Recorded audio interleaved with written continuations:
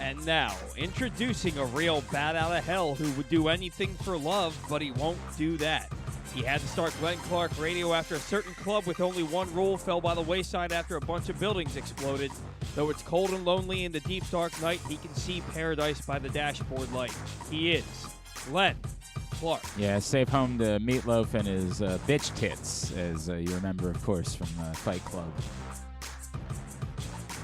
We don't talk about Fight Club, obviously, but, you know, he said it. I didn't say it. He said it. I would never use that term for anyone, but he said it, so I get it. It's the way that it works. Everyone knows that. Good morning. It's Glenn Clark Radio. I'm Glenn. That's Paul. Lil Jordan's here on a Friday, as well as we get ready for the first weekend, or not the first weekend, the divisional round weekend of the NFL playoffs. Coming up on the program, we're going to check in with an old friend. Pat Spencer is going to join us. Of course, Pat, you remember, as one of the greatest lacrosse players in the history of the sport. And he, all of a sudden, a few weeks back, was inserted into the lineup for the Capital City Go-Go, the G League team for the Wizards, and he's been killing it, averaging double-digit scoring. He's looked like a monster, man. So I'm excited about it because that perhaps gets him on the radar for making the NBA, which is the dream, right? Like, that's the reason why Pat decided to pursue basketball instead of going and playing in the PLL. And he's playing like a guy that could have that opportunity. I mean, it's still a small sample size, and you know, I don't know all the inner workings of the Wizards and their decision making. Believe it or not, I've not paid much attention. I never will. Hang on, I'll talk about something in 1 second. But I'm excited for Pat because Pat is someone that could have had anything he wanted playing professional lacrosse. He would have immediately walked into that league and been a singular superstar, would have been the focal point of that league. And he'll always have that option. If at some point he chooses to do that, the moment he decides he's playing lacrosse again, he'll be the superstar of superstars. This is the dream that he had. This is what he wanted to do. And God bless someone pursuing their dreams. And he's playing really well. And still, people get very surprised when they see a 6'3" white kid who can dunk the ball. I joke with him. I'll peel the curtain back. We had to pre-record it because of his schedule with the Go-Go. And I was joking with him about how, like, I'll start getting tagged in tweets, and it's people tweeting about a Pat Spencer dunk, and I'll be like, wow, what do you do, like a reverse windmill or something? And it's just a very routine dunk. And I realize people are just stunned that a 6'3" white guy can dunk the ball. Like, that's all it is. They're like, wait, this isn't supposed to happen. Like, it's not. You're not supposed to be able to dunk the ball.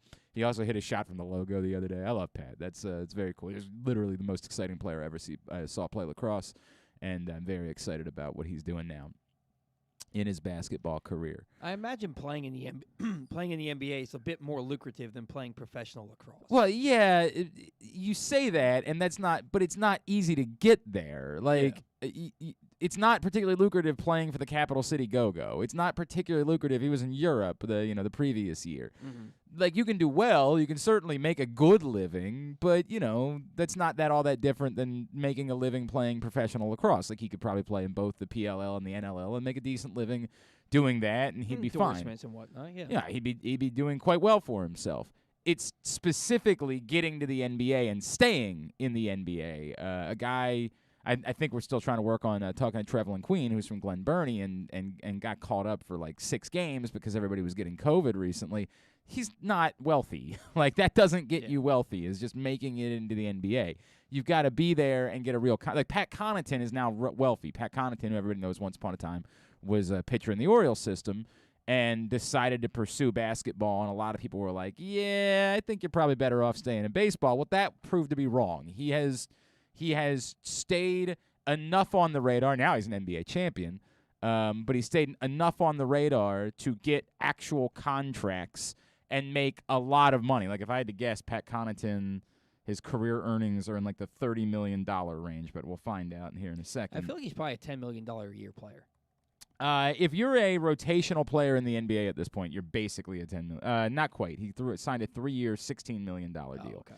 So still, 3-year, $16 million deal ain't too bad. And no, he's not a $30 million guy. His last deal, He made, on his first 2 contracts, he made a total of $6 million. So this will put him, when he gets through this next season, he'll be at $22 million for his career. Ain't shabby, right? As a minimal rotation player, Pat Connaughton with the Milwaukee Bucks, right? Like, you make $22 million before you turn 30, you done damn well for yourself.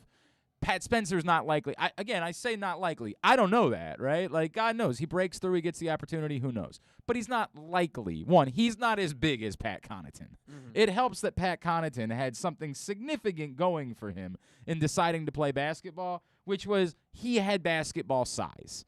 He was a bigger dude who happened to also be a pitcher in baseball, right? Like, not quite Randy Johnson, but what is he, 6'6", 6'7", somewhere in that neighborhood? They list him at 6'5". I'm a little bit surprised by that. I think he's more like 6'6". He has closer to basketball height. And somebody would say, well, that's only the difference of a couple of inches. In basketball, that matters. Mm-hmm. In basketball, you're now talking about defending guards. Kevin Durant's more of a guard, and he's 7 feet tall, right? Mm-hmm. Like, it's very difficult to be able to guard consistently at 6'3". Now, that doesn't mean that, Steph Curry still exists, right? Like, it's not as if there aren't undersized guards that still play in the NBA, or that point guards as a whole have all gotten to the size of Kevin Durant. Like, we're not quite there. Pat Spencer, he absolutely has a chance, and that's why I'm excited about it.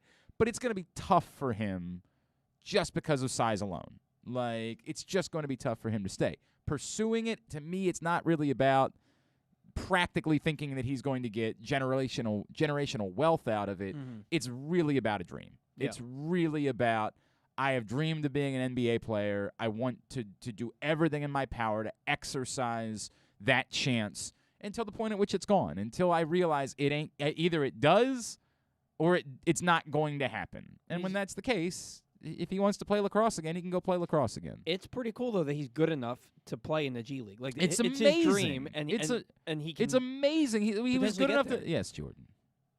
Yeah, go ahead. Even with his size, I mean, I follow basketball. Yes. So Darius Garland, who's having a career year at a point guard, he's 6'1". No, it's not as if they don't exist, right? They do still exist. Like 100%. They still exist. You still have the chance. It's just not as easy for players that are that size in order to crack through. And he only played 1 year of college basketball because he had this, storied college lacrosse career. And, he played in the Big Ten, and he proved people wrong that year in the Big Ten that didn't think he could be an impact player. He was a hell of an impact player during his season at Northwestern. So we'll talk to Pat. It's good to catch up with him, as he's really looked good over the last 6 or so games that he's played for the Go-Go.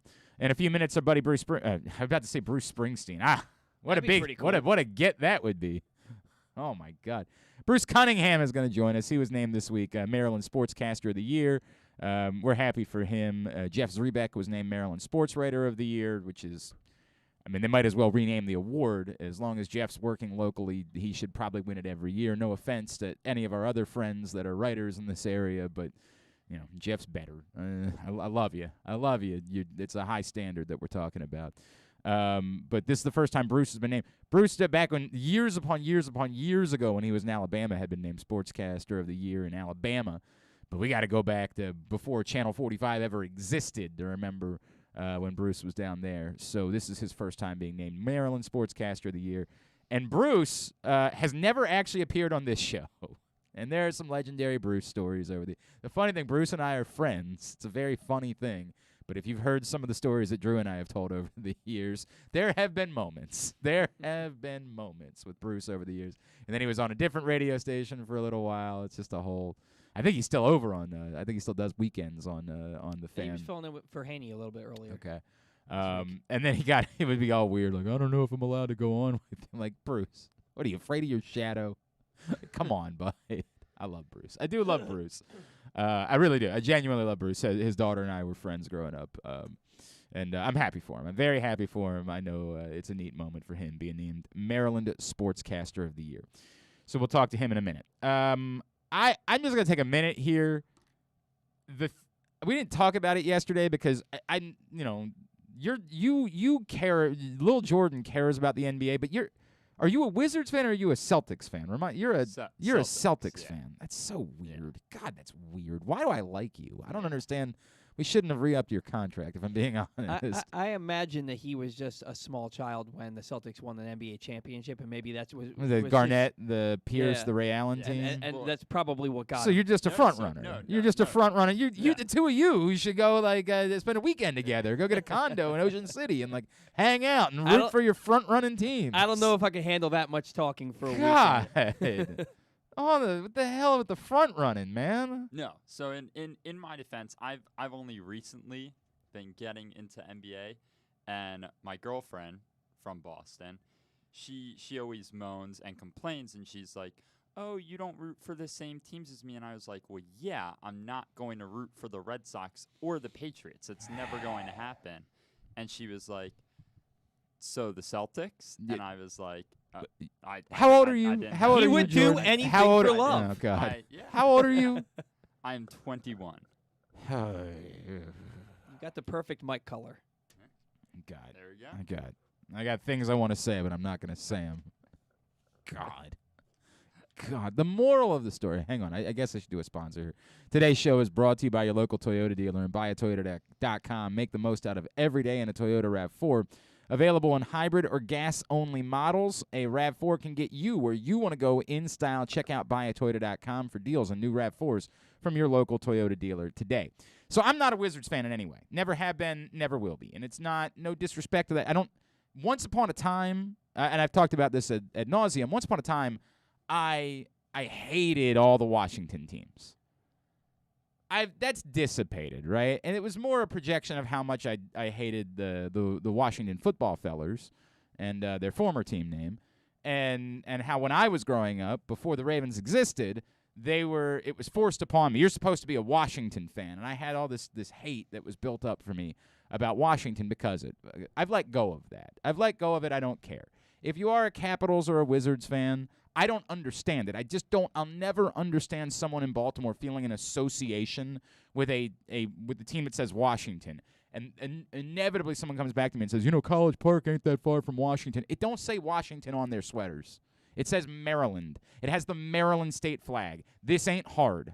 Like, you're trying so very hard to act like Drew Forrester and think that you're very smart. But at the very bare minimum, it's not difficult to figure out why someone here would be invested in the University of Maryland and the state flag that we all wear on our underpants at all times and not be invested in something that says Washington on it. As I've made the point before, if they still played in Landover and they called themselves the Maryland Capitals, I might have some sort of connection to it. Probably. I don't have a connection to the Washington Capitals. That's me. If you do, that's you. I've tried coming to some peace with this over the years.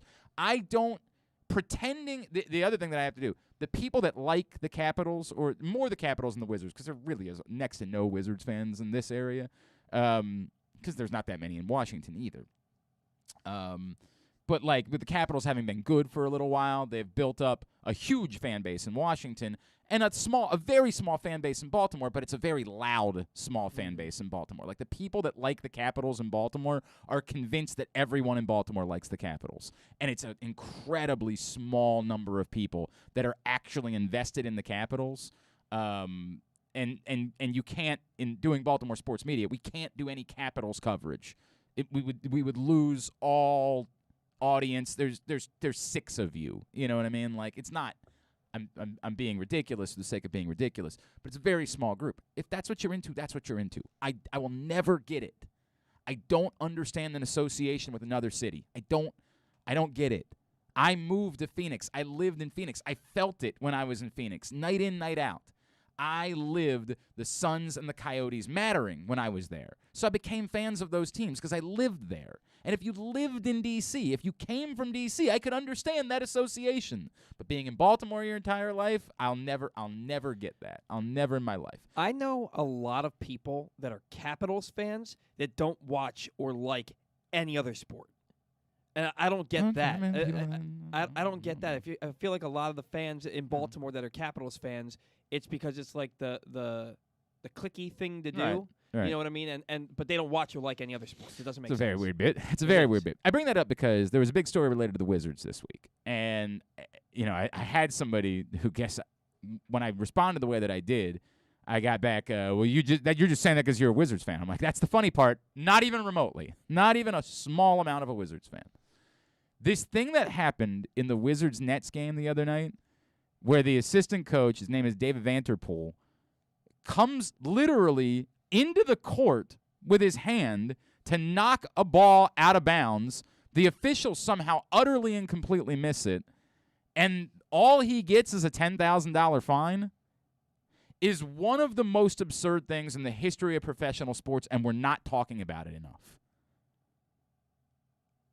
I'm not the type of person, if you know this show, I don't just say things for the sake of saying them, right? I won't just throw out hot takes for the sake of hot takes.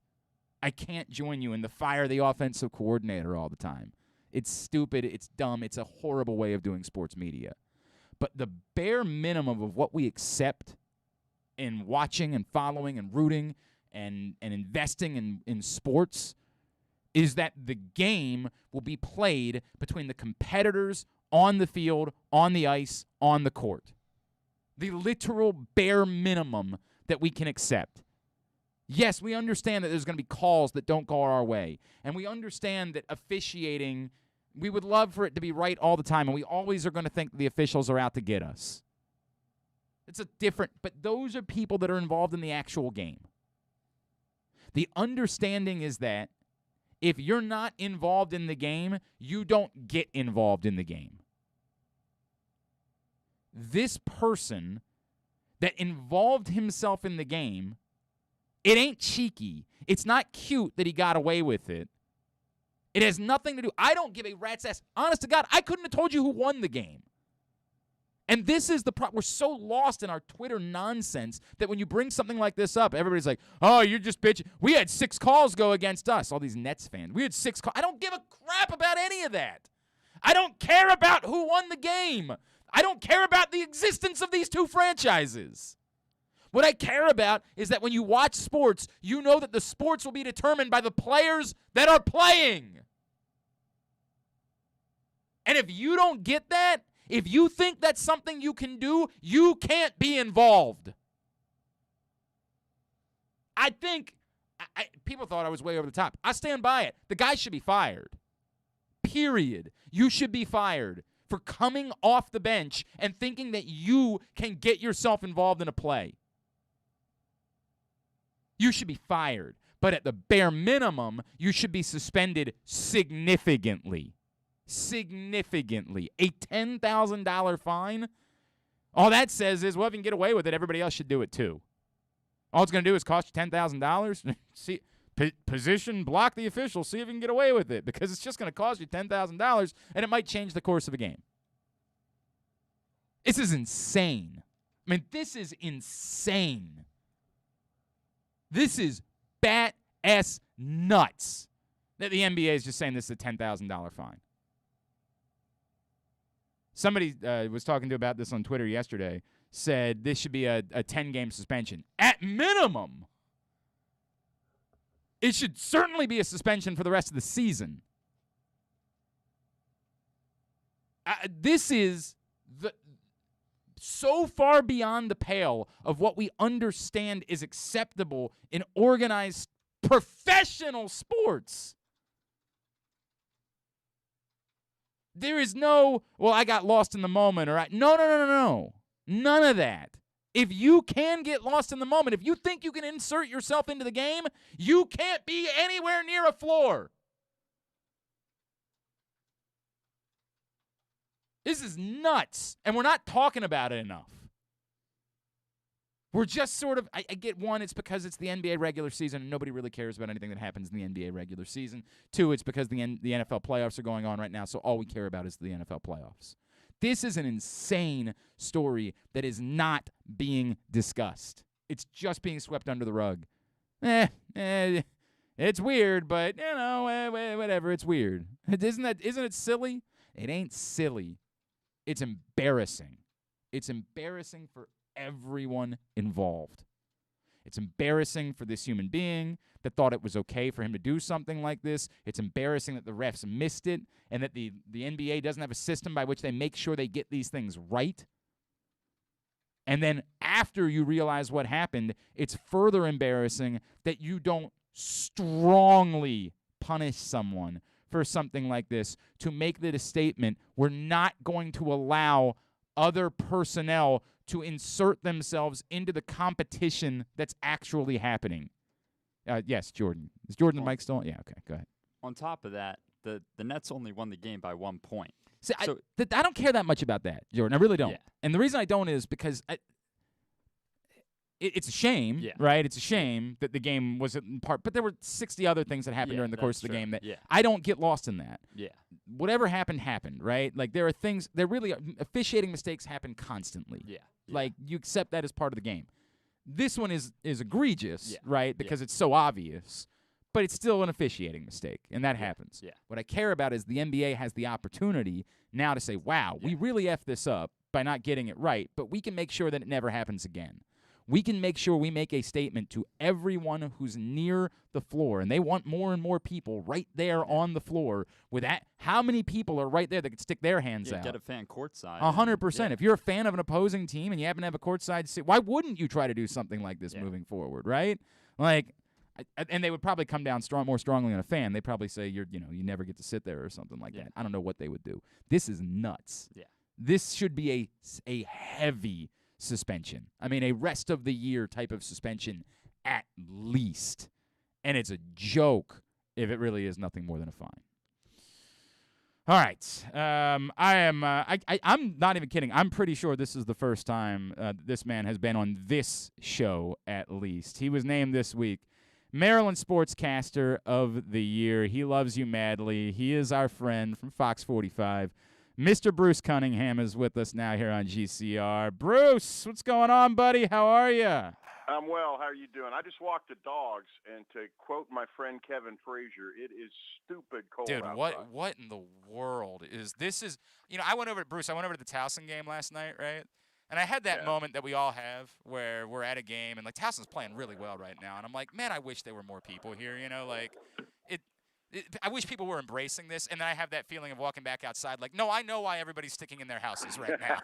Like, you get to that point of the year where you're like, once I walk into my house, I ain't walking back out. I don't care. No, sir. You know what? I lived in Alaska for 3 years, and I thought I was tough, but no. Nope. Night's over. Speaking of Towson in the empty seats, it was interesting. I watched the game on Flow last night, and they had Pat Scarry on after the game. And they have a big game Saturday. They're playing for first place in the CAA against UNC Wilmington. He said, we need everybody out here. Yep.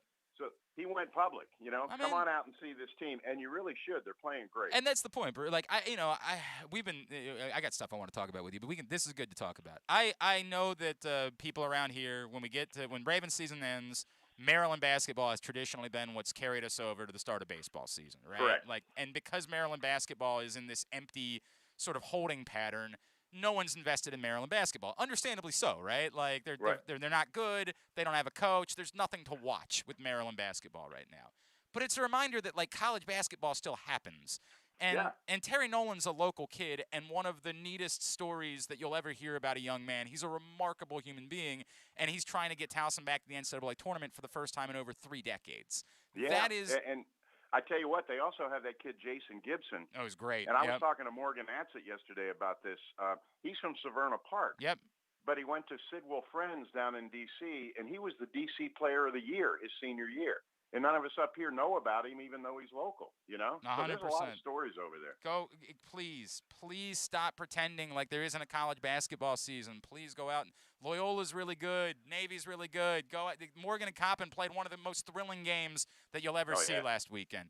Go watch some college basketball. Yes, but I get it. It's cold out, Bruce. It's very, very cold.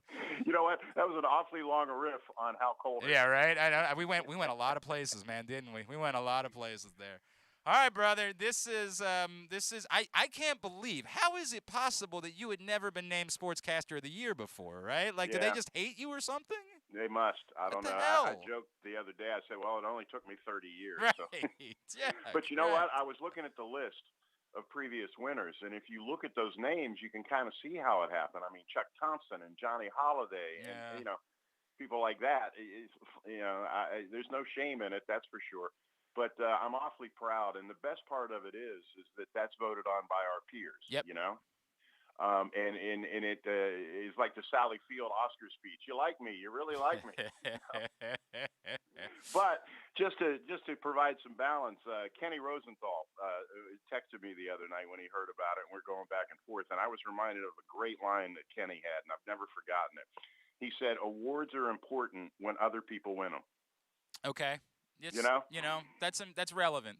You say that it's nice to at least get one, Bruce. It's nice to at least get one. It's nice to know that people recognize it. I get what you're saying, and I know it doesn't really matter, and what really matters is doing your job and providing for your family, and you're a grandfather now. I get that's what really matters, but it's nice. It's nice to know that people notice, right? No, I mean, I'm not giving it back, Right. Right.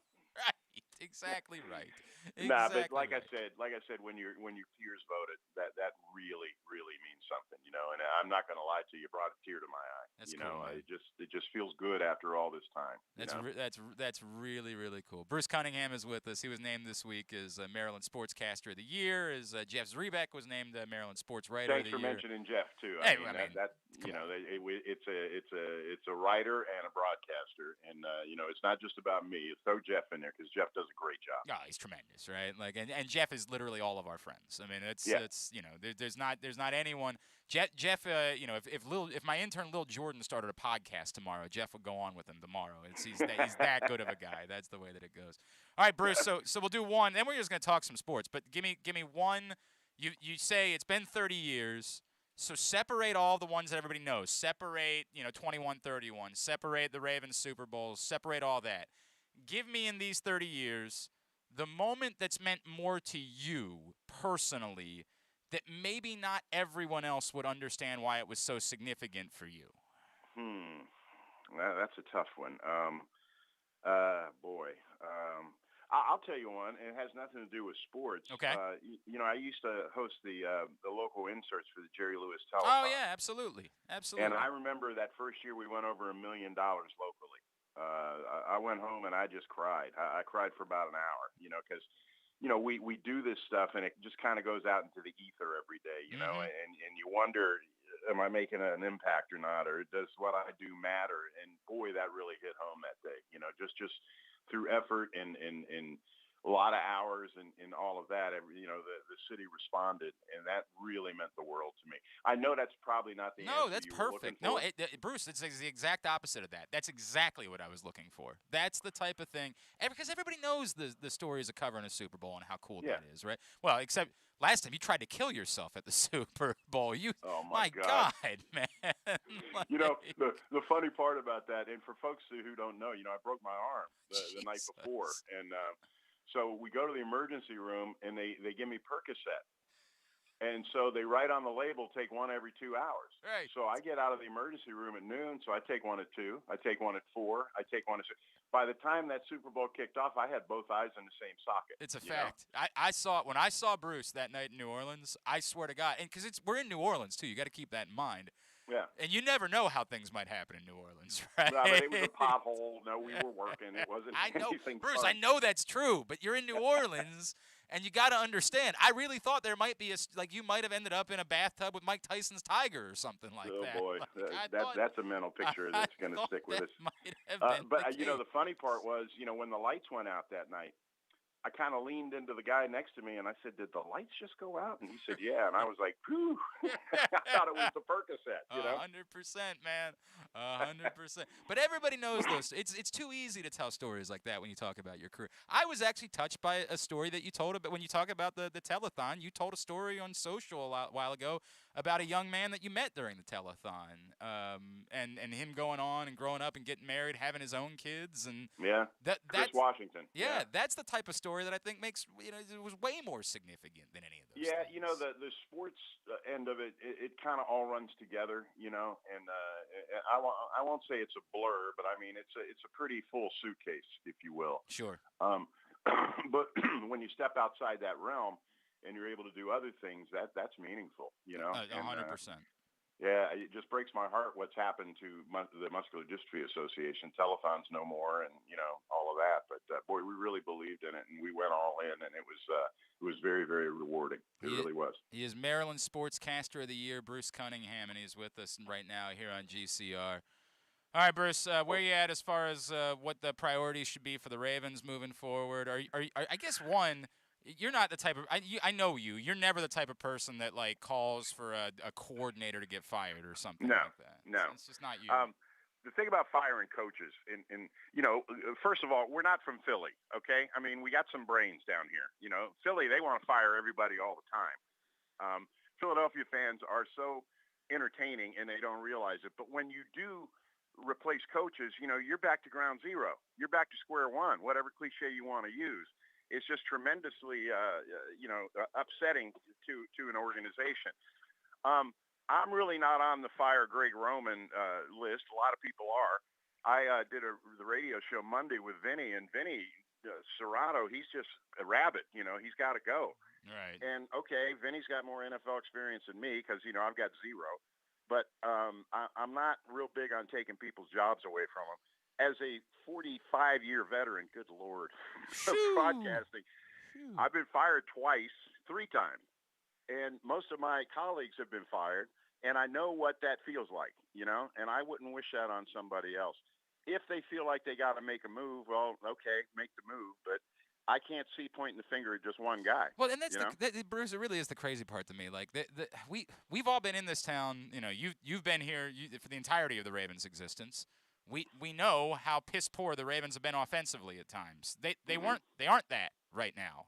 Even without any of their players, they had the number 6 offense in the NFL this season. Yeah. I don't get this at all. Like, this is beyond just I don't like calling for people to lose their jobs. It's that I do not understand this. This comes off way more of, and I'm not trying to knock Vinny, to your point, he certainly knows football, but like this comes off way more of, we think if you would just do something different, it would definitely work, right? And like, yeah, I don't get that. That's part of it. That's part of it. But the other part is, well, we got to blame somebody. Sure. You can't fire injuries. Right. Right. It's just human nature. Who's at fault here? Right. We got to identify somebody. Off with his head. Yep. There's nothing new with that kind of thinking. That goes back, thousands of years probably. But it disappoints me. I kind of think, and this is just me speculating, I kind of think that might be the reason for the delay of the John Harbaugh end of season press conference. I think they're trying to get those T's crossed and those I's dotted, or as Willis McGahee once told me, they're trying to get those T's dotted and those I's crossed. Right, right. It doesn't make a whole lot of sense. There's another good line from Willis McGahee. I remember we were in the locker room, and he pointed down at the floor, and he said, "Who bag that is?" Okay. Sure. Who bag that is? Sure. By the way, I've got some Willis McGahee stories that I can't tell on the air, so we'll yeah, save those. I do too. Yeah, we'll save those for another time. It also occurred to me, when my friend Tom Maddie died, everybody's asking me for stories, and I can't tell them. Oh yeah. Oh sure. Right. Well, you guys were particularly close, right? Like you guys, no doubt about that. I tell you what, since we're just going from pillar to post. Oh yeah. Why not? Why not? What are we doing? It's a Friday. The Ravens aren't playing this week. Let's just do anything at this point. At Maddie's funeral, yeah. There were only about 4 of his teammates there. Okay. And I said, well, this is unusual. But then I look around the room, I counted 18 widows. So that intrigued me. So I looked into it. The Super Bowl 3 team that lost to the Jets, okay? 30% of that team is dead from CTE. And that includes big stars like John Mackey and Bubba Smith and Mike Curtis, And then it all made sense to me why there were so few teammates and so many widows, in that room. It just really struck me, Oh man, yeah, that's. I didn't mean to be a downer there, but thanks, Bruce. Yeah. No, I get what you're saying. I completely understand it. It's just, and it's an awful thing to think about, and you hope that it's improving, but Bruce, Well, the equipment's better. Yeah. If you look at helmets from back then, they just had suspension in there, just webbing, No doubt. And they called it getting your bell rung, and what it really was brain injuries, And I don't think it's as bad now. And here's the thing for fans. When a player goes into the concussion protocol, you kind of roll your eyes. Well, that's why the concussion protocol is there. I mean, they're at least acknowledging there's a problem, you know? When somebody calls into your show tomorrow on the Fan and says, Bruce, I'm worried they haven't signed a lease. The Orioles are going to move at some point. That's ridiculous. Thank you. Okay. Look, baseball right now is to the saturation point. In other words, there are no new markets they can go into, or very, very few. You know what they're going to say, Bruce. They're going to say they're going to move to Nashville because John Angelos has a house there. If Nashville wants a team, two things have to happen. They've got to build a stadium, okay? And they got to call the Tampa Bay Rays. Wow. You know, Tampa Bay is not supported down there. And if Nashville wants a team, there's the team. And then we hear Vegas, right? Okay, if Vegas wants a team, the Oakland A's are sitting there without a stadium deal. So I don't think there's any way the Orioles are leaving here. I don't. They're not a major market team like they used to be before the Nats. You know, I remember the Orioles' own numbers were like that was about 33% of our gate. I remember one of their employees telling me that. And so they're going to struggle in the American League East because the Yankees and the Red Sox have so much money, and Toronto's spending, you know, like a drunken sailor too. So you're never going to be able to fight them dollar for dollar. So when people come to me and start complaining about this rebuild and how long it's taken and how bad they are, well, that's the reason. You know, you got to find an alternative way to compete in the American League East because you just can't spend dollar for dollar with these big money teams. Team's not going anywhere. You know, they even agreed to a 5-year extension so that they could get the right deal done, you know. And also this left field adjustment that they're doing right now, that's significant too. If that team was leaving, they wouldn't be doing that, you know? Yeah, why throw that much money at something, right? If you're just picking up and leaving. I look, I agree on all accounts, and I get it. But see, I also understand right. about, you know, it's awkward. People are it's awkward. It's an uncomfortable spot. It is, and people are still, you know, salty and haunted by the Colts leaving, sure. and I don't think that'll ever go away. Sure.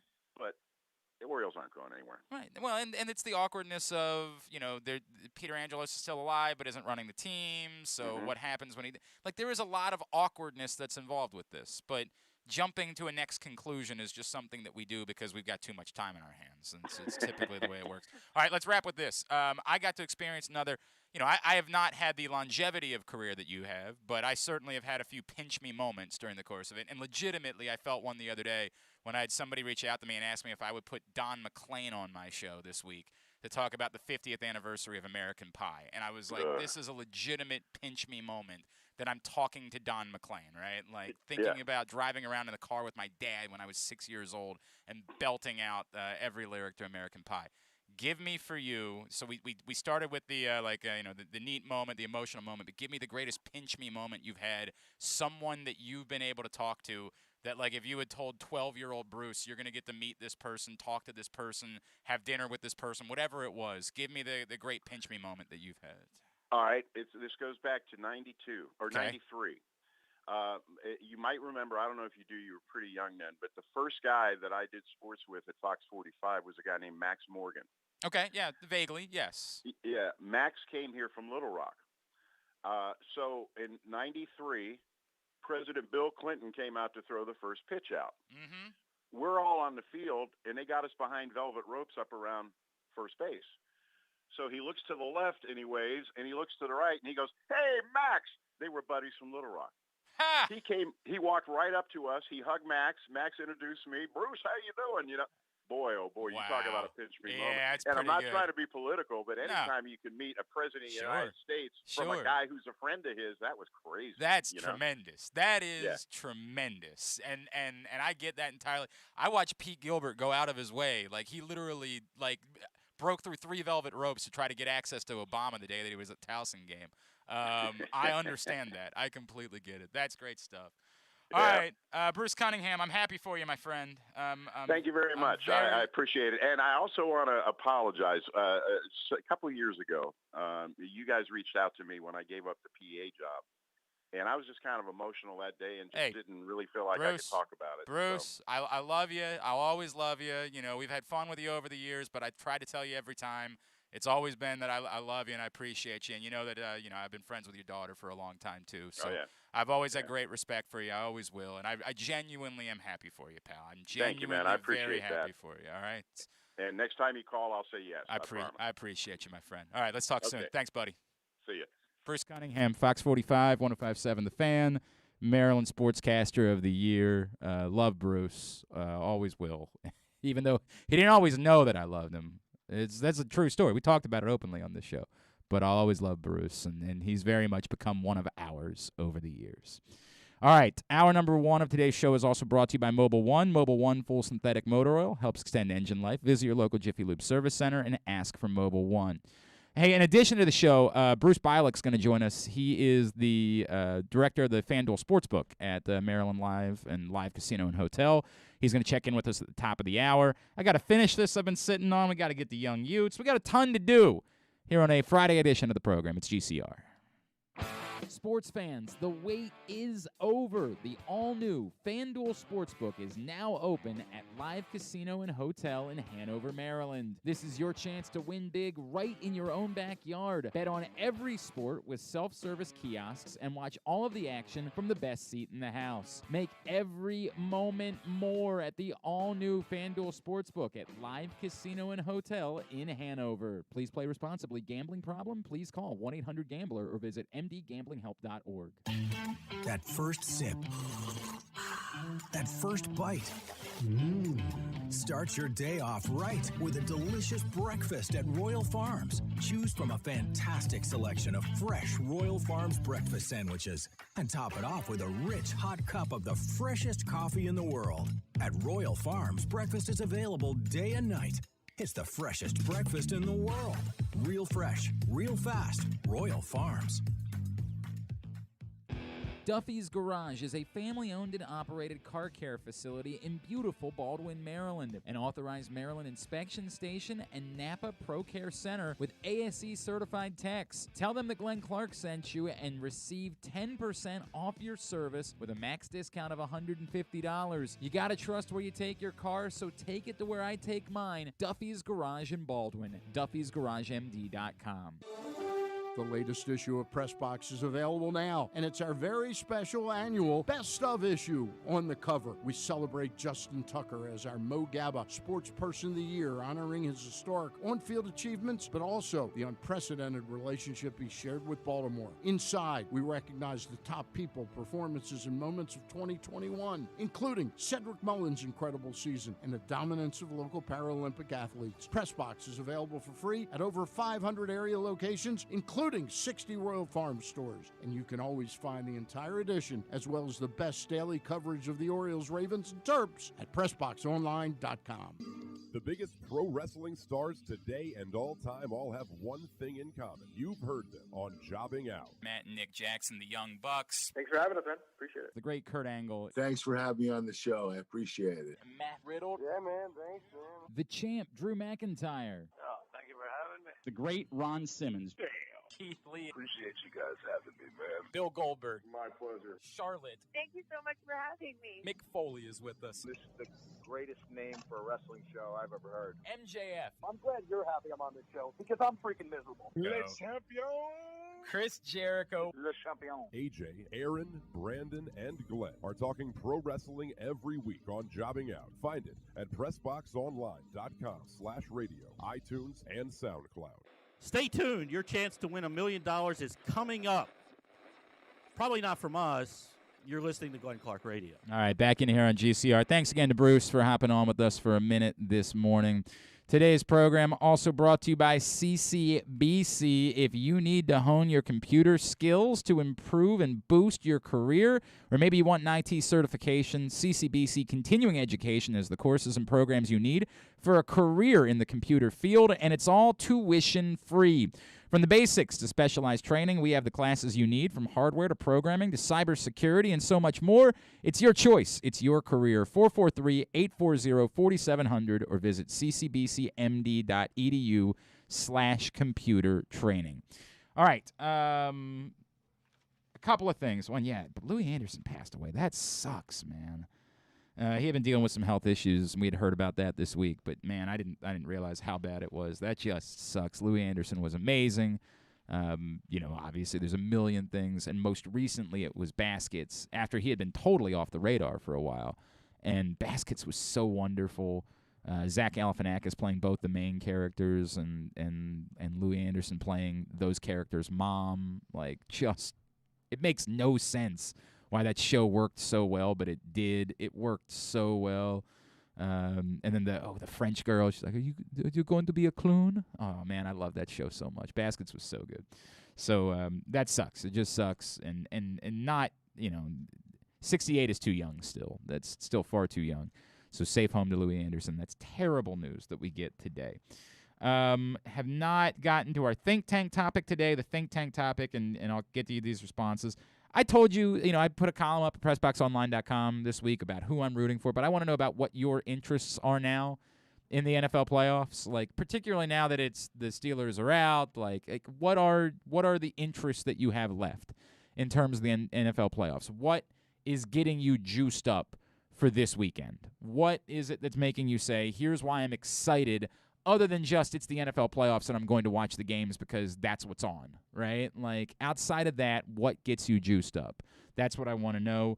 Responses that have come in so far from Paul in Orlando, seeing Brady in Kansas City get bounced from the playoffs, and Rodgers getting his second Super Bowl ring. I think he deserves another ring to reward his on-field excellence over all these years. I just don't like how the Kansas City organization operates with seemingly zero moral compass to signing players. I'm with you on the Kansas City thing. It's not just that I think the Bills will win on Sunday. I'm rooting for the Bills to win, but I already told you guys that the Bills are the team that I'm adopting the rest of the way. The Kansas City thing has bothered me for a long time. We just don't care. We'll go sign Tyreek Hill. We'll take a chance on anybody like that. But they got rid of Kareem Hunt. Yeah, that's true. They did the right thing. There's a video of that. I'm with you. I'm with you on Kansas City. As I wrote in the column, you can't get me to embrace Aaron Rodgers. It's not that I hate him. I don't really care. Honest to God, I don't really care about whether somebody's vaccinated or not. But in terms of someone being deserving, the guy that tries to compare himself to Martin Luther King because he doesn't want to get vaccinated is not a guy I'm embracing. I'm just not going to embrace that guy.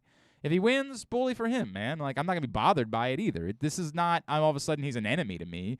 It's as far as guys that I'm going to root for, it turned the moment he tried to throw out Martin Luther King's name in talking about his own plight. Like, okay. You can do that with Joe Rogan, man. You can do that wherever you want to do it.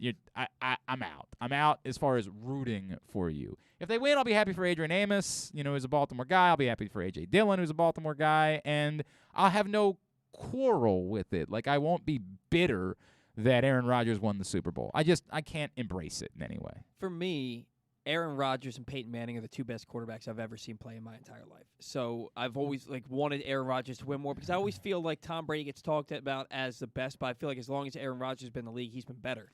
Yeah. Tom Brady's the best winner. There's no doubt about that, but I always thought Aaron Rodgers was better. I just wish he hadn't turned out to be such a D-bag. And look, I'm trying to be careful with that because, I don't think he's evil. I don't think he's evil, and I'm not trying. I don't in any way want to compare him to the actual, the Tyreek Hills of the world, the actual terrible people that exist. He's not embraceable to me any longer because of it. Yes, go ahead, George. I was talking with my friend. We were actually having this very same conversation last night. He was saying, how just funny would it be if after the whole Aaron Rodgers saga to begin the year, he comes in, he wins a championship, he says, I'm out, and then Devontae Adams leaves to go play with a quarterback who's legit, and then you have the Packers go from one of the best teams to a bottom feeder then. Sure, it would be interesting, I guess. It would be interesting. I think it would be a pretty funny thing. But I can't. I don't want it. I can't sit here and tell you I'm rooting for that to be the case. That's all. Again, it's not an I hate Aaron Rodgers. It's not a I think you're evil for not getting vaccinated. It's not any of those things. It's just the moment that he used the name Martin Luther King, I said to myself, you are detached from reality, and you're not an embraceable figure for me any longer. I can't embrace you warmly any longer, to the point that it feels like Aaron Rodgers deserves to have won more than one Super Bowl. Yeah, it probably does, but some of that is also on him too. Some of it's not all of it, but some of it is on him. Just didn't get the job done in certain situations. They've been at home in the playoffs, and he hasn't won. John from Little Rock, seeing Josh Allen and the Bills slay Kansas City and win their first Super Bowl. Yeah, I'm with you. I've embraced openly the Bills. And I get it that Cole Beasley's a lunatic, and I wrote that in the column this week. There's absolutely a chance that he proves to be the turd in my punch bowl, that we get to Super Bowl week and he just flies off the handle and says utterly insane things. Again, the being anti-vax thing alone is not going to be what makes me hate you. I'm not going to do that. We disagree, but I'm not going to hate you because of it. Reasonable people can disagree. It's that when you take it a step further than that and you just start saying really, truly insane things that you make me say, oh, dude, I really don't want you to win. Cole Beasley's been quiet for a while, and hopefully it stays that way.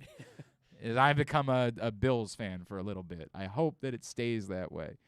From Lauren, the hope that the remaining games will be closer than last weekend's. Yeah, I think that's a very, very reasonable interest to have in the NFL. If that's the entirety of your interest, is I just want the games to be better than they were, I'm with you. That Bills-Patriots game, I think I was anticipating that game so much, and it was so bad. It was just such a blowout. This is where I'll disagree. That one was fun. It was fun to watch it because what the Bills were doing was so amazing, and because they were doing it to Bill Belichick. Yeah. As much of a blowout as it was, because it was only the second game, because we hadn't had 4 blowouts at that point, and because it was... That's a good point. It was such perfection. Like, it was literally every drive they're scoring a touchdown, and it was Bill Belichick that they were doing it to. I still enjoyed that one. It wasn't until, like, by Monday night, I was utterly tapped out. Like, I was just, this is not interesting anymore. This is, I'm out, right? Like, I couldn't take joy in watching the Arizona Cardinals get thrashed, right? Like,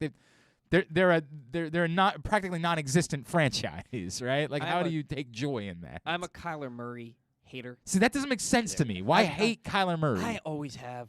I don't get that. I just always have, man. I just feel like he's super arrogant, and I feel like the way he handled himself, and it's like, are you going to do baseball or football? I feel like he handled that he did a so bad poorly. interview in the Dan Patrick show for sure. Like, there's no doubt about that. But he just rubbed me the wrong way, and he just always has. Oh man, I can't fathom hating Kyler Murray. Like, I can fathom. Hate's a strong word. I don't like if care for you're him. indifferent towards him, I could get that. I'm very indifferent, but that's the point. Like, I'm indifferent towards the Arizona Cardinals, particularly without Larry Fitzgerald. If they had Larry Fitzgerald, I would root for them because Larry Fitzgerald's one of the greatest gentlemen that's ever played this sport, and one of the is somehow perhaps the most underappreciated wide receiver, despite the fact that he's an obvious first ballot Hall of Famer.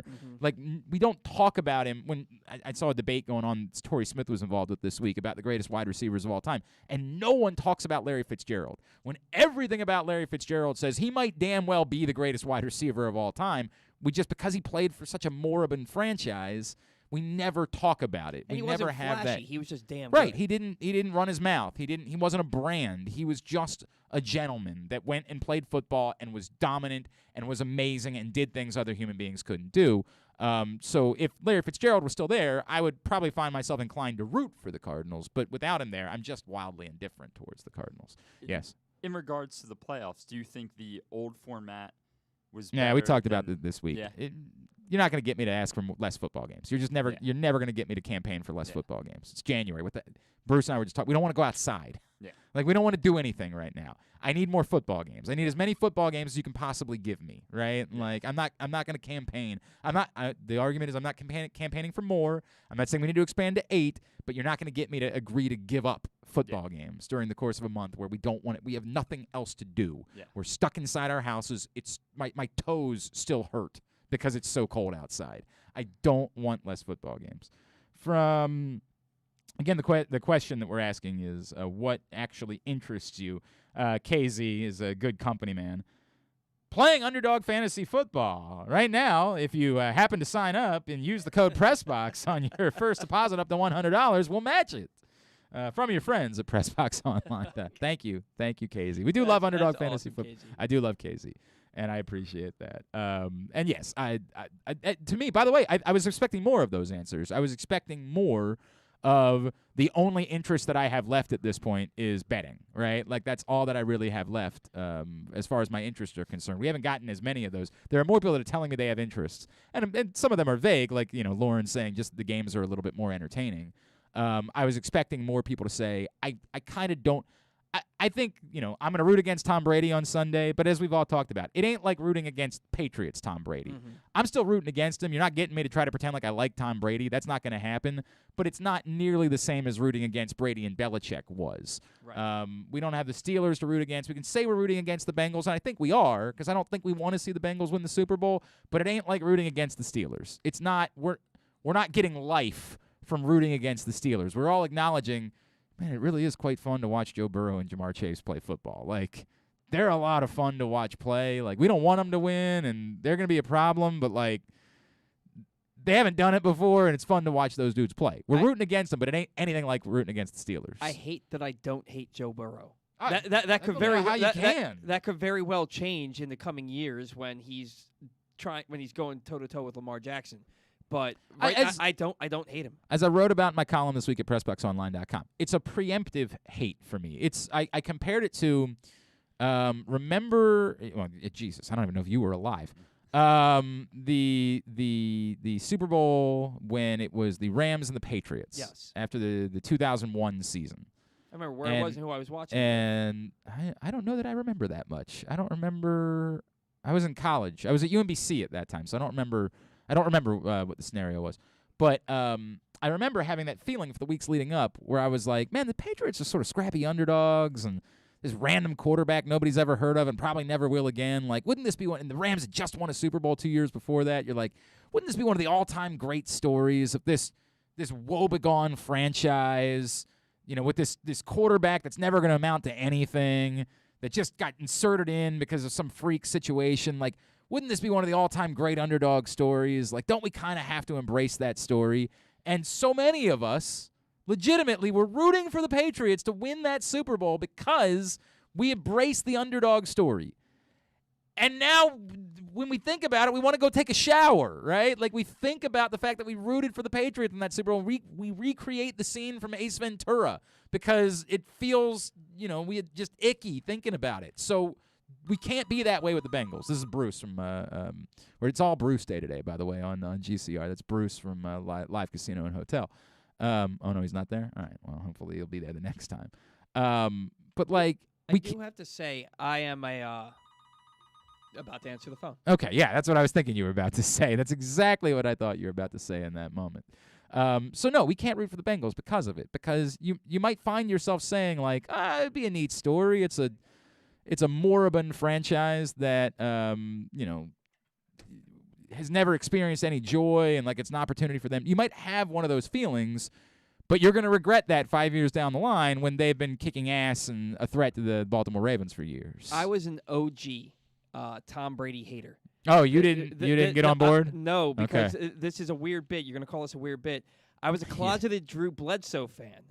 I had watched Drew Bledsoe torch the Ravens for like 320 yards and 4 touchdowns a couple years prior. And it's not that I like the fact that he won the game. He was so good. I was like, that's the best quarterback I'd ever seen. Well, you were wrong. And he had just gotten this big deal with the Patriots, and then he got hurt, and Tom Brady took over. I didn't think Tom Brady was great that year, but he did enough to win. And then Brady gets hurt in the AFC Championship game. Bledsoe comes in, leads them to the victory, and then Brady gets to start the Super Bowl. And I hated Tom Brady from that point on. And that's also why I hated. It was just because he wasn't Drew Bledsoe. That's also he ruined your boy. That's also why I always hated Tony Romo. And then, then Tom Brady winning made it that much easier to hate him. So I hated him from basically day one. On top of everything else, on top of the underdog story, I also owned a Patriots jersey at that point in my life because, the reason being, Terry Glenn. Was the late Terry Glenn, of course, was a very good wide receiver for the Patriots. And, hello. Yeah. Like, hello. I was able to walk around the halls of my, like John Mayer, I want to run through the halls of my high school, right? I was running through the halls of Perry Hall High School with my own jersey. Like, I had my own name on the back of my jersey. So I pulled it out for that Super Bowl. There goes Glenn. Yeah, right? Like, we were embracing the idea that, I regret it to this day. So, you can't root for the Bengals. All right, let's talk a little bit more about the NFL playoffs. And, we're headed out to the FanDuel Sportsbook at Live Casino Hotel on Sunday. Myself, the NFL chick, Sarita Hubbard, will be there for the early game between the Buccaneers and the Rams. We'll be hating on Tom Brady while we're there, unless he can make us some money. And that's the important part. We want you to come join us. We're going to have some giveaways. If you haven't been yet, it's an immaculate place. And joining us now from the FanDuel Sportsbook. And Bruce, I want to make sure I have. Is it Bilek? Please make sure that I have this correct. Is that how we pronounce your last name? It is Billick, just like Billick. the old Oh, Ravens coach, Brian how Billick. about that? How about that? You're not related because it's not spelled the same way. No, sir. But Bruce Billick is with us now from the FanDuel Sportsbook. Bruce, thank you for taking a couple of minutes for us. I know it's a busy time of year to be in the FanDuel Sportsbook at Live Casino Hotel, correct? That it is. It's been a fun atmosphere. It's been pretty wild since the day we opened on December 10th, and we're looking forward for a big weekend here. Well, we're looking forward to being there on Sunday. It's going to be a really fun day. Bruce, give me an idea. Just what's getting the most interest from bettors this week going into the divisional round of the NFL playoffs? Yeah, I think the big game everybody's looking forward to is San Francisco-Green Bay. I think it's an intriguing matchup. You obviously got some weather involved there. You got a West Coast team going into Green Bay. Temperature's supposed to be forecasted right around 1 degree throughout the game. So pretty intriguing matchup. They came off a big win versus the Cowboys last weekend in the wild card round. So I think people are pretty pumped up about that Saturday night matchup. Yeah, it's a huge one, and that's such an intriguing number too, right? Where you're like, boy, the 49ers look good, and like, oh man, do I want to bite on that? But then you remember that's Aaron Rodgers and the Packers on the other side, right? Like, it is a very intriguing number to be staring down at. What are the, outside of the game odds themselves, right? Like outside of just betting games straight up, what have been the other things that are available in the FanDuel Sportsbook for people to bet on that you have found that bettors are most interested in as far as props are concerned, player numbers? What else besides just simply the game odds? Yeah, it's a good question. So, FanDuel does have a ton of markets for all of the NFL games. I think what we're seeing a lot of is the anytime touchdown scores. Okay. We also have first touchdown score, first scoring play. So there's a ton of different options for all of our customers. So, you want to come in, you don't want to stay for the whole game. You want to see who scores the first touchdown. You got pretty intriguing odds on those. We have, just to give you an example, in the Cincinnati-Tennessee game, we got Derrick Henry at plus 470 to score the first touchdown. Okay. Anytime touchdown, we got Jamar Chase plus 130, which is some pretty good odds considering he's had some huge games over the past. Yeah, he's few okay, right? Actually, the Henry number is actually quite intriguing to me, right? Like, that's what we remember of the Titans with Derrick Henry when he's healthy. Like, he is their offense. So the idea, he's coming back off injury, so right, it's going to be an intriguing. Now they do have him as an anytime touchdown scorer. He's minus 190, so that makes sense. He's pretty heavily favored to score a touchdown. But it's interesting to me that you're getting that good of odds on him, for being the first touchdown scorer, right? Like, yeah, that was the one that popped out to me. It's pretty intriguing. I can see this game, going off, and when they get down in the red zone, Derrick Henry is their guy to go to. Right. So it's a pretty healthy number. Oh man, I gotta think about that one a little bit more, Bruce. Bruce Billick, FanDuel Sportsbook. He is with us here on GCR again. We will be there on Sunday for the 3:00 game between Tampa and Los Angeles. You don't happen to have the numbers handy, do you? I need to know. And anytime, I want to bet both on Gronk and on Mike Evans as anytime scorers in that game. Absolutely, I have those for you. So for Mike Evans, anytime touchdown score, he's minus 125. So you have to lay $125 to win $100. I'm actually okay with that. I think that's pretty safe. I'm okay with that number. Absolutely. And then for Rob Gronkowski, he's plus 110. So $100 wins you $110. So both pretty decent odds on both of those. They have a tendency to find the red zone pretty easy with Brady back there, so pretty intriguing odds on those two. I think I like both of those. I think I might be putting money in on both of those particular numbers for that game on Sunday. And then what about another great thing, just so not to interrupt you there, another great thing on those two is if you do utilize our kiosk, you can we have a product that's called our same game parlay. Yep. So you can actually parlay both of those if you were really wanting to get a little crazy and think both of those are going to score. You could actually pull those together and parlay them with the same game parlay on our kiosk. I think you can bet on Schmen Schmark doing that on Sunday. I think you can bet on that being something. I think the odds of Glenn Clark making that exact bet are quite good. I think that there is Let me know. almost We'll certainty. be there to help you. We have plenty of staff to help you out there. Bruce, let's talk about that. For people that haven't been, and that's one of the things I've been telling about people, I think there are still people that, now that sports betting has become such a ubiquitous part of sports media, they're almost intimidated by it, right? They don't want to admit to anyone, I don't know how to do this. Like, I'm interested in it, but I don't want to admit to my friends I don't know how to do it. And it's one of the things I've been saying, hey, come down on Sunday and we'll help you out with it, right? Like, to our listeners, if you're in our audience and you've never bet before and you wanted to get know more about betting, I'm happy to help you, right? Like, I'm happy to give you more information. What is it about, the experience that people should know if they say, I've never done this before, Bruce. It hasn't been legal until recently, unfortunately, in the state of Maryland. I want to try it out. I want to get there this weekend, watch some football games. What do they need to know about the experience of betting in the FanDuel Sportsbook? Yeah, I think that's one of our key differentiators, Glenn. I think what we really try to do here is we really try to cater to our guests to make sure they get the best customer experience possible. We realize some people have never placed a wager in their life before. We realize some people have been placing wagers for many years. They may be going out to Vegas for the past 20 years. So we have, we want to make sure we cater to everybody. All I would say to our customers thinking about coming in, just come in, ask for myself. My name's Bruce. I'm here to help. You'll see me out walking the floor, helping customers. I've helped individuals that, feel uncomfortable getting on the kiosk. Once they get on the kiosk, we show them how easy it is to use. They're like, wow, this is pretty intriguing. Our kiosks are 24/7, so you can come into live casino at any point in time and place a sports betting wager 24 hours a day, 7 days a week. Those are on all the time. And then we have 10 windows that are staffed by sportsbook ticket writers that you can come up and they can assist you with your wagers too as well. So you'll constantly see our staff walking the floor, talking to individuals, making sure there's no any help needed. So we're here to educate everybody. So again, we want you guys to have a good time. We want people to come in and enjoy themselves. So whether you're this is a beginning thing for you, or you've been doing this for quite some time, I'm sure there's some markets you may be unfamiliar with. So we're here to educate and help all of our customers. I got to tell you, if I were a younger now I got kids and jobs and things like that, Bruce. But as a younger man, you would have actually seen me in there 24/7 because the Australian Open there is nothing I bet on more than tennis. Like, it just happens to be the thing that I love betting on. I would have been that guy sitting there at 3:30 in the morning watching tennis at the FanDuel Sportsbook, making bets. Well, you could probably tell I probably sound a little bit tired. I was actually up watching the Australian Open. There you go. There you go, man. I love me some tennis. Berrettini Alcaraz was so good last night. Oh, it was so good. There's some great matchups. Yeah. Into the fifth set. And you guys just added more kiosks, right? I was there earlier this week, and I saw you guys are up to 50 kiosks now, right? We did. So we originally opened with 31 kiosks, and if you've been in on a Saturday or Sunday or even on a weeknight, the kiosks are heavily utilized. So we listen to our customers. We always want to get feedback from our customers, and we knew there was a need for additional kiosks. So we actually added 20 prior to the start of Wild Card Weekend last weekend.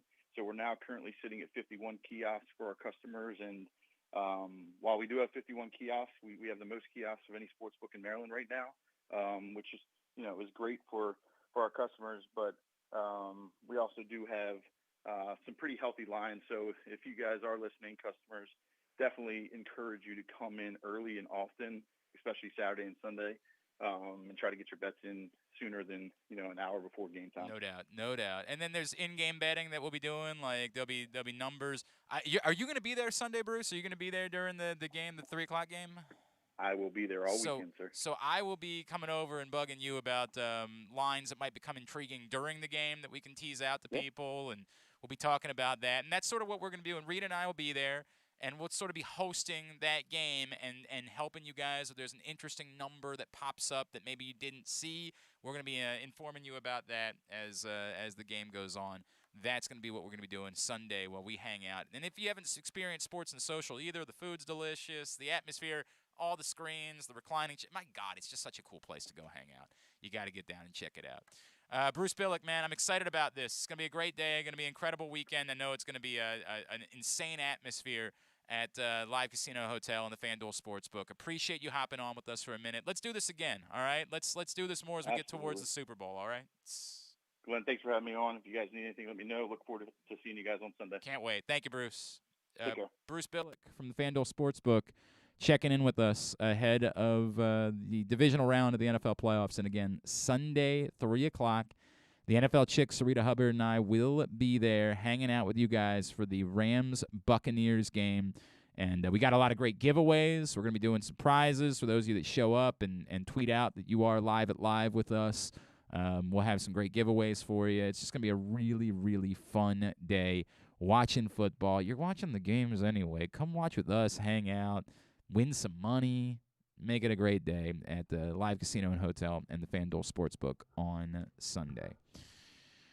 All right, moving along on a Friday edition of the program from Jason. Jason says, my most significant interest is who can knock Cincinnati out. So Jason's gone the other way. Like, he's already full-on Cincinnati hate.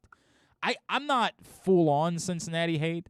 I'm acknowledging I need to root against them. I'm not – here's the way I would say it. They're admittedly, if they beat Kansas City – or they don't play Kansas. Hopefully they don't play Kansas City. I'm trying to think of I don't really hate Tennessee. I know they did the stupid logo thing. Yeah, I feel the same. I'm hoping they don't play Kansas City. I'm trying to think of who I would enjoy. If they do, if it ends up being an AFC Championship game of Cincinnati and Kansas City, I can't tell you that I'm going to have, like, I'm really happy about the result either way, right? And if Cincinnati beats Kansas City in the AFC Championship game, there'll be some part of me that'll be like, well, at least it ain't Kansas City, right? Like, I would prefer it to probably be Buffalo and Tennessee. That would probably be my preference for what the AFC Championship game is, and Buffalo beats Tennessee. But there is a scenario by which I just can't build up.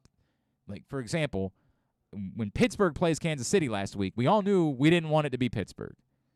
We don't love Kansas City, but they were reluctantly the enemy of our enemy is our friend. You know what I mean? Like, we all wanted it to be Kansas City that won that game. If it ends up being Cincinnati, Kansas City in the championship game, I don't think I'm going to feel the exact same way.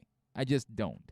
So I haven't gotten there. The way I am, and I'm like this with baseball too. Like hate's such a strong word, but I hate the Yankees, Right. the Red Sox, and the Blue Jays. Right. But there are players on those teams that I like. No, right? I mean, I like Zach Britton, You know, right? I like Aaron Judge. I think Aaron, I root against him. I hope he Yeah, strikes you're out not, every yeah, at bat. I don't get this at all. I but do not understand he this. is notoriously just a really good dude. But I think God bless. I like when people are genuinely good people. It's It's nice and all. So I don't hate. That's all well and good. I don't hate J.D. Martinez. I hate what he does to the Orioles, but I hate the franchises as a whole. Yeah, so I'm on board with. w- I can just totally hate Cincinnati. I hope the Ravens just blow them out twice next year. I hope they get embarrassed tomorrow. But I like Joe Burrow. I don't have the same ability to separate players and teams unless you've done something that's personal. Like I like Zach Britton as a person. I got to know Zach Britton. He was a regular on my show, even when I was on the old radio station and Orioles weren't allowed to come on the show. Zach Britton would give him the middle finger and say, "I'm coming on." Right? Like, that's how good of a dude Zach Britton was. So like when he hit the home run down in Atlanta, like he called in that Monday, the next Monday.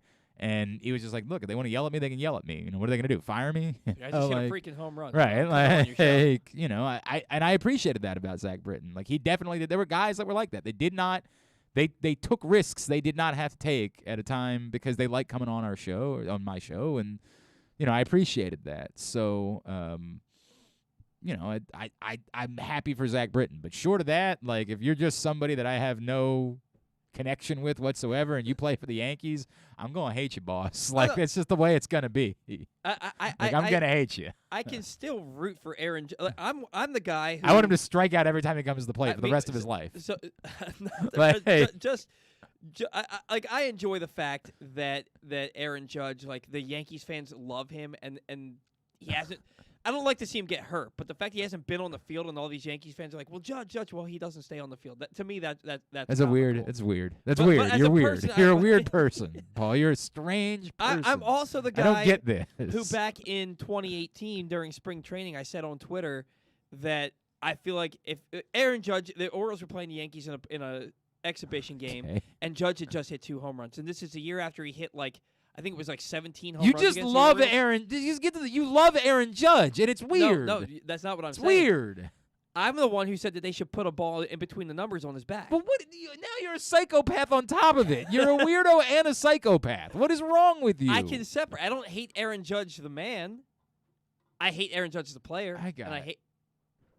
It's I got nothing. I don't have the words for what just happened here. I really don't have the words for this. It's an intricate thing, my brain. You gotta. We might need to get a therapist in here somehow. We might need to work on that for next Friday. If the Ravens, there's still no Ravens news, we might be doing therapy Fridays on GCR. I want to get a TV reviewer, by the way. We need to find that. How's things going with getting DJ Cool on the show? How's that? I was looking at there's so many DJ Cools. No. There's one DJ Cool. I promise you. There's one DJ Cool. I've literally tried looking. I got DJ Cool. No. With a K. I know there's one DJ Cool. I'm putting in effort. It's not hard to figure it.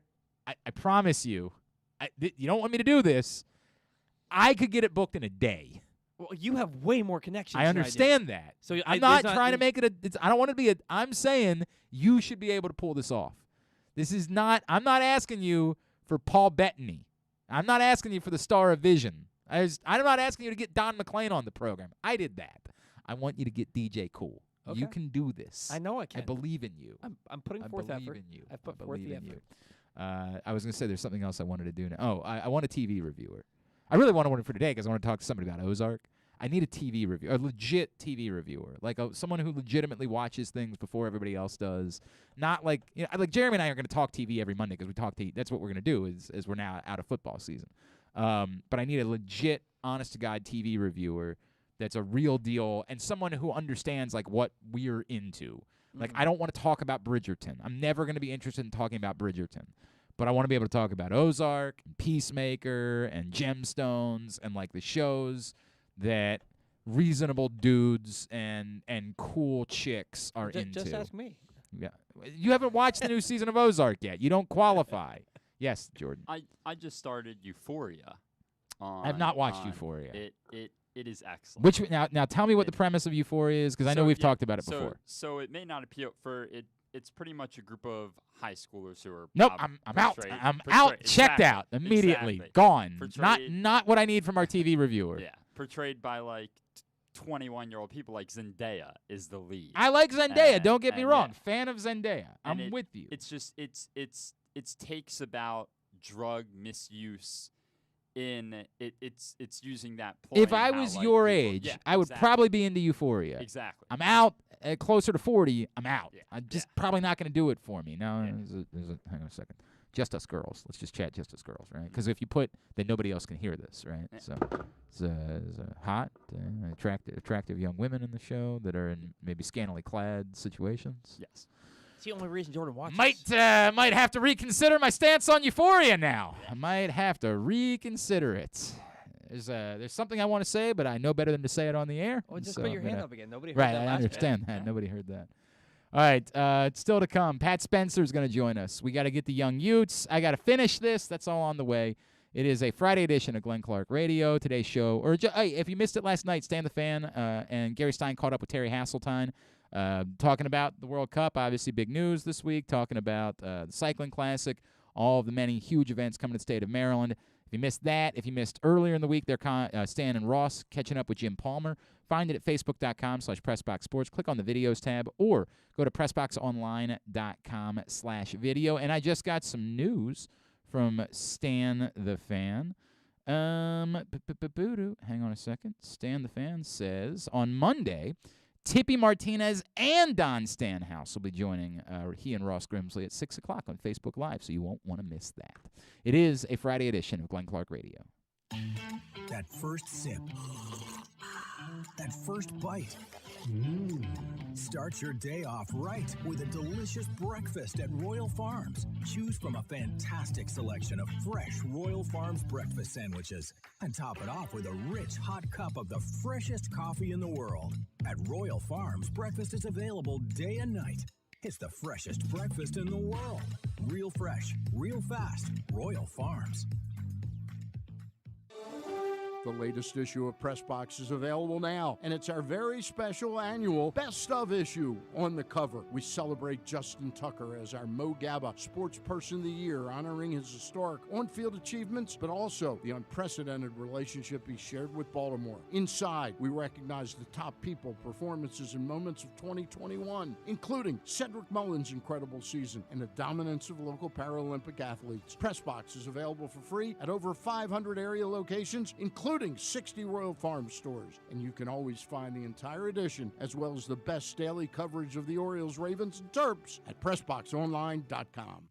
Sports fans, the wait is over. The all-new FanDuel Sportsbook is now open at Live Casino and Hotel in Hanover, Maryland. This is your chance to win big right in your own backyard. Bet on every sport with self-service kiosks and watch all of the action from the best seat in the house. Make every moment more at the all-new FanDuel Sportsbook at Live Casino and Hotel in Hanover. Please play responsibly. Gambling problem? Please call 1-800-GAMBLER or visit mdgamblinghelp.org.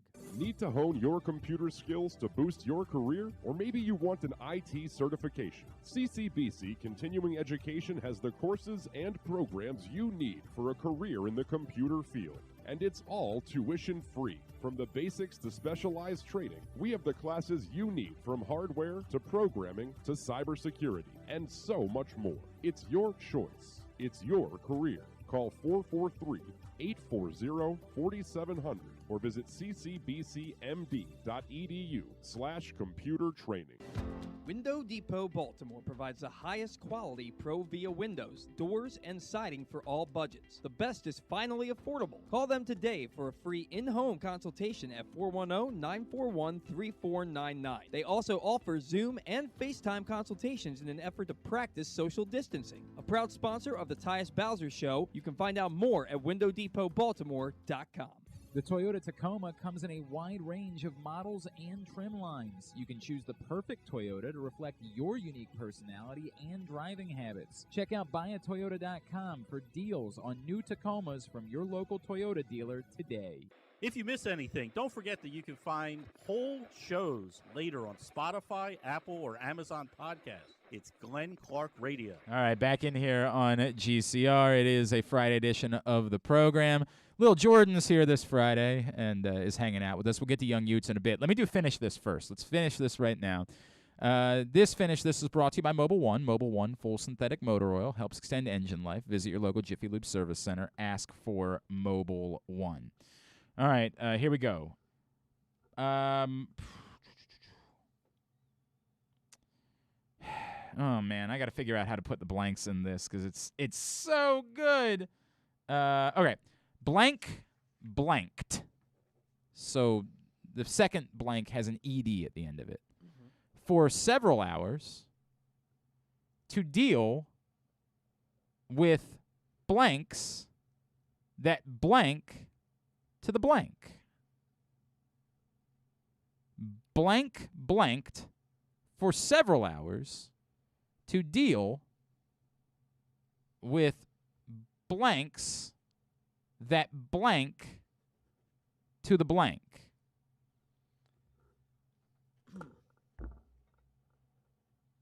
Mm-hmm. Not everybody at once. Jordan, you want first crack at this one? I'll let you have first crack at it if you'd like. I'll go. Redhead fapped for several hours. Wait. What? Redhead fapped. What is? Do you know? It's fapped. It's fapped. I thought you said fact. I know, right? I'm like, all right. No. For several hours. To deal with mice. But it's a plural. With meese. Yeah, I mean, I understand that mice is the plural version, but like I put an S on it. To deal with snakes. Snakes that went to the club. You know what? This is what I'm looking for to finish this. You did a good job of working your way through it, Jordan. It's nowhere close, but you did a good job of working your way through it. Authorities cried for several hours to deal with co-eds that screwed to the sound. Okay. Authorities cried for several hours to deal with. Okay. All right. I mean, no, but you have classically told me not to try to make sense. I'm with you. I'm with you. Again, this is what I want. Jordan, you get second crack, and then we'll start filling in some blanks. I'll go. I'll stick with man arrested for several hours to deal with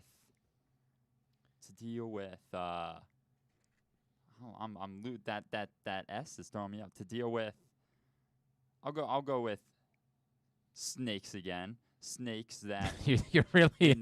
I'm tired of these mother effing snakes. To deal with snakes. In this mother effing finish this. That went to the bank. Okay, snakes that went to the bank. Yes. That's where else are snakes gonna go? Yeah. Right? In this economy. Go ahead. Man screamed for several hours to deal with chipmunks that burrowed to the foundation. Okay. Give me a number 1 to 5. Jordan, I'll let you start. 2. Closed. Closed is the second word. The second word is closed. Go ahead. Store closed for several hours. Yes. To deal with idiots that went to the back. All right. Paul. So much to assume that the first word that he says is wrong. It's not nothing. If something was correct, I would inform you that anything was correct. You get any word right, I'm going to let you know. Bank closed for several hours to deal with... Back to them snakes, I bet. Bank closed. I don't know if you're familiar with, there's a very popular song by Shaky Graves, Dearly Departed, and there's a line that goes, no, this was in the Edward Sharpe song. It's like, I was busy trying to charm them snakes, and it's all I can think of whenever we do this. Bank closed for several hours to deal with rioters that picketed to the front. Okay, give me a number 1 to 4, Paul. 4. It was Shaky Graves. It was Dearly Departed. 4. So the last one is what you're looking for. Road. Road. And I'll let you start now. All right. Highway closed for several hours to deal with cows that herded to the road. Highway is correct. Highway is correct, which you could probably figure out when the last one was road, but well done. You got something correct. Jordan. Highway closed for several hours to deal with alligators that went to the road. All right. One more shot for you, Paul. Highway closed for several hours to deal with chickens that crossed to the road. It's close. Nice shot. Nice try. Final guess, Jordan. Highway closed for several hours to deal with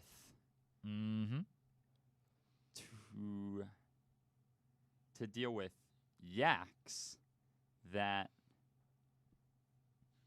trampled to the road. What if I told you it wasn't an animal? There was no animal related to this whatsoever. There was no animal involved that forced the highway closed.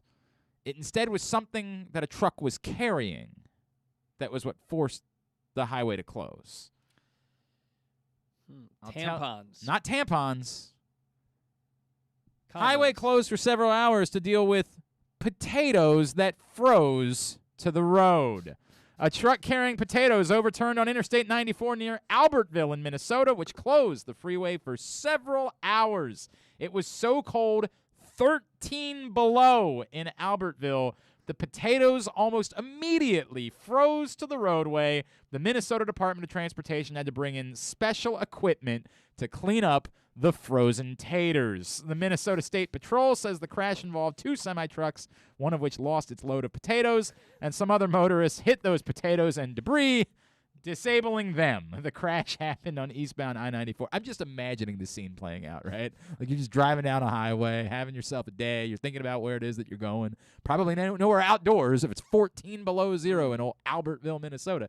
Wherever it is, you got a meeting to get to, and all of a sudden you just see potatoes everywhere. They're just everywhere. I feel like we've lost our load of potatoes on this show today. That's very similar. Very similar to how things are going. The potatoes are everywhere, but no big deal, right? They're just potatoes, right? Like it sucks, but they're just potatoes. That's all they are. They're just potatoes on the road. It's going to be awkward. You're going to be bumpy for a second, right? Like you want to make sure your alignment's okay after you get past the potatoes, but like life will go on. But then it's the potatoes that are now causing the accidents because they're frozen potatoes that can't be removed from the road. And now you're skidding off the potatoes, and it's like a scene out of a movie that occurs while you're on the highway in Quentin Tarantino Albertville, movie. Minnesota, something like that. You know, I had said cows that cross the road or whatever. One day, I joined a new gym briefly. I'm back in my old gym now, but I joined a gym briefly that was between here and home, and I would have to take a certain road to get home. And one day, it was the Friday before Halloween. I was driving home. It was pouring down rain that day, and I had to stop in the road because farmers were crossing an entire herd of cows. Well, why not? Where else are they supposed to put their cows exactly? It was at this place that they sell ice cream. Like it's a dairy place. It's not out. Is it out by where I live? Because this is a regular thing that happens in my life. My father-in-law lives right next to the Pregal Creamery in northern Baltimore County. And that might be what it is. It might very well be like Manor Road or whatever. It's not far from Manor Road. Yeah, that's what it is. It's very Pregal Creamery. Pregal Creamery, and he lives literally right next door. And I'm not kidding. Like, this has happened to us where we've been driving to his house, and not like in all of them, but like one of the cows will have gone rogue and is just sort of hanging out in the middle of the road. And we're like, all right.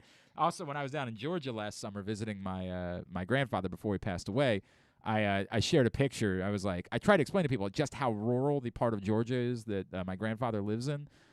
In order to work out that week, I had to find a gym that was literally 30 minutes away. Like, that was the only place I was going to be able to go to get a workout in while I was down there. And one day as I was driving to where the gym was, there were two horny-ass goats that were literally, and I took a picture of it because it was the most intimidating thing I've ever seen in my life. Is that their scientific name, horny-ass Yes, goats? that's 100% what they are. The one goat's in the middle of the road, the other goat is right on the edge of the road, and they're both, like, moving, and then they both look and turn and stare at me as I have to stop in the middle of the road to figure out what the hell's going to go on with these horny-ass goats. I'm like, are they just going to get it on right in the middle of the road? And, like, is this going to become a thing? Are they going to pick one of the sides to move to? Because this is their town, man. Like, I got nothing. I got no standing whatsoever in Cochran, Georgia, wherever the hell I was. There is nothing I'm going to be able to do about this. Whatever they choose to do, I'm working around their schedule, boss. Like, that's the way it's going to be, because this is horny-ass Goatville. Like, this is where I am force now. you to watch. And yep, 100%. If that's what they choose, then I got to wait for them to finish up. I don't know how long goat coitus normally goes, but if they had chosen to perform right there in the middle of the road, then I would have had to have waited it out until they were no longer being relational, is the way that would have had to have gone. All right, that was our finish this for today. We had to do this a little bit earlier on, as I mentioned, because of his schedule, as he has become a significant player for the Capital City Go-Go, but an opportunity to catch up with the former Loyola star, Pat Spencer, right here on GCR. Man, it's always a pleasure welcoming our next guest back to the show. You know, in my role of doing play-by-play for lacrosse over at Loyola, I got to see a lot of gems from this dude. And he's dropping some gems now with the Capital City Go-Go. You've been seeing his highlights, some thunderous dunks, some threes from the logo. He's averaging double digits. He is the great Pat Spencer. He's back with us now here on GCR. Pat, it's Glenn. What's going on, man? How are you? Glenn, how you doing? Thanks for having me. Absolutely, dude. It's always great to catch up with you, man. How good have you been feeling, you know, being on the floor now recently and showing people in this country what it is that you're all about and why it is that you should probably be at the highest level at this point? Yeah, you know, it's been a good start for me. You know, we've had a couple guys go down with some injuries and some COVID-related stuff, so I've had an opportunity to really get on the floor and make the most of my opportunities. So I'm enjoying it. You know, going into this, I knew it was going to be quite the journey, and it has been, and I'm enjoying every step of the way so far. Hey, Pat, when you plan this out for yourself, and I know you constantly are thinking about things, but like when you plan this out for yourself, do you feel good about where you are on the path to reaching that ultimate goal of playing in the NBA? Do you feel like you've taken the steps and you've checked the boxes that you wanted to check when you set out on this path? Yeah, 100%. And like I said, I knew it was going to be quite the journey. So, you know, my path is obviously a little bit unique, and I knew there were going to be some hurdles to overcome, and there still are some in front of me right now. But that's what I signed up for, you know. And so I'm excited about each step of the process, and it was no different than my journey in lacrosse. I know from the outside looking in, it probably looked like lacrosse was an easy cakewalk for me as well, but it wasn't. You know, the recruiting process wasn't fun for me in that regard, and no different than basketball. I'm gonna have to earn my stripes, and I'm willing to do that. I love the process and the grind and getting through it all. A little unique, by the way, is maybe the understatement of the century. Pat Spencer with us on GCR. Being able to do it so close to home, man, you know, and I know I get to see your mom. I've done some basketball games this year, and she always makes sure to say hi at lacrosse games. Being able to do it with having family, friends, being able to come to games, how unique has that been? How special has that been for you after a couple of years away? Yeah, I mean, it's been incredible. You know, Northwestern, they were able to get to quite a few games, but it's not the same as far as not having the grandparents and aunts and uncles and cousins and everybody coming as well. So that was a huge part of trying to get back home in front of the family. And, you know, I'm thankful to Tommy here in D.C., Tommy Shepard and Amber Nichols for giving me an opportunity to stay local and get after it with the Wizards organization. And obviously, I'm thankful that I get to have my family local and even check out my brother's games and have them come to my games, et cetera. So I know you've been up a few times. Yeah, that's been really cool the way that's worked out, that you've been able to get up. Boy, that was a tough one the other night, man. Jeez, that was rough. But other than that, it's been a really good season for him. Yeah, exactly. We'll sweep that one under the rug, hopefully come back to it come playoff time. And then it happens. Yep. Yeah. It happens, no doubt. Pat Spencer is with us here on GCR. He's with the Capital City Go-Go. Pat, you know, so I know you know you're a critic. I understand all of that. What do you think right now is still the biggest difference in playing against, you know, you got teammates that are NBA guys. You're going up against guys that are NBA guys. What's still the thing for you that you think is most significant in your own game that's the biggest difference between where you are and where you want to be at the NBA level? Yeah, I think just becoming a consistent playmaker and shot maker. I'm shooting the ball honestly pretty well right now, but it's something I'm going to just have to keep up. You know, I think for me, my role at the next level is probably going to be in a reserve role and being somebody that they can trust and come in, take care of the basketball, make plays for other guys around me, and lock up defensively. So, you know, I'm realistic with myself. I'm not going to come in and be an NBA All-Star, but I think I have a lot to bring to the table at the next level. And I think, you know, what those guys up top are looking for is somebody who's going to be able to be trustworthy, take care of the basketball, make the right plays. And then obviously, you know, the rest of my game will take care of itself. Do you still deal with, like, people that look at you and you're like, yeah, no. You know, like, do you still deal with that where in games, like, maybe if somebody shakes their head, they're like, I can't believe this 6'3" white kid is this good at basketball. Like, do you still deal with any of that?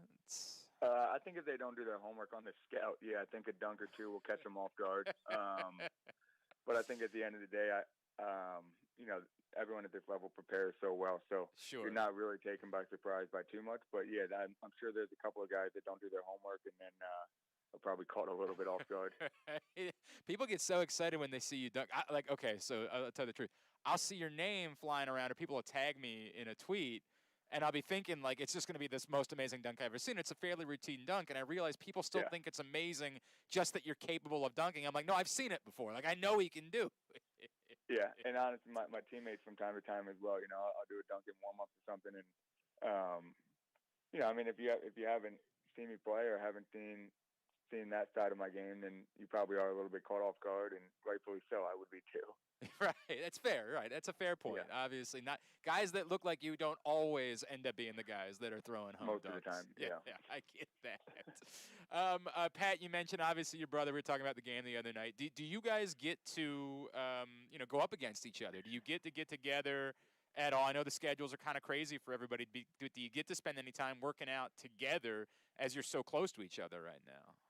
Yeah, I mean, over the break we did. We were fortunate enough this year to have probably 4 or 5 days together over the break. So, you know, in years past when I was at Northwestern or, you know, he's on campus, they've had games. I think COVID has allowed us to at least spend a little bit more time together at home. And so, yeah, we have some good battles. Yeah. I was going to say, right? Like, you guys don't hold back at all, do you, when you go up against each other? No, we say it. I mean, when we're competing against each other, we pretty much kill each other, but when we're after that, we're each other's biggest fans. Of course. But that's the nature. That's the rule of being brothers, right? Like, that's the way it's supposed to be. You got to make each other better. Do you? Okay, so like after, do you hassle him at all when you get to a game? Do you give him crap from like the stands? Does he give you crap, or do you shut up until the game is over? And when we're playing against each other? No. I mean, when you go watch one of each other's games, like does he does he try to get your attention and say, like, hey, Pat, you screwed up here? Do you give him crap about something he does in a game, or do you leave that alone while the game's actually going on? It depends. We normally get fired up for each other for the most part. We do talk a little bit of smack. If anybody knows us, they know that we do talk a little bit, but it's not personal. But we'll talk, and then obviously, I mean, I think from a coaching standpoint, it's easier to see some things from the sideline from time to time too. So yeah, we definitely give each other's pointers if we have a second in the game. But yeah, aside from that, I think we're just there for support and just to fire each other up. You can go check Pat Spencer out. Get down and see a game. The Capital City Go-Go are home tomorrow night against the Windy City Bulls at the Entertainment and Sports Arena down in D.C. You can go check them out then. He's with us here on GCR.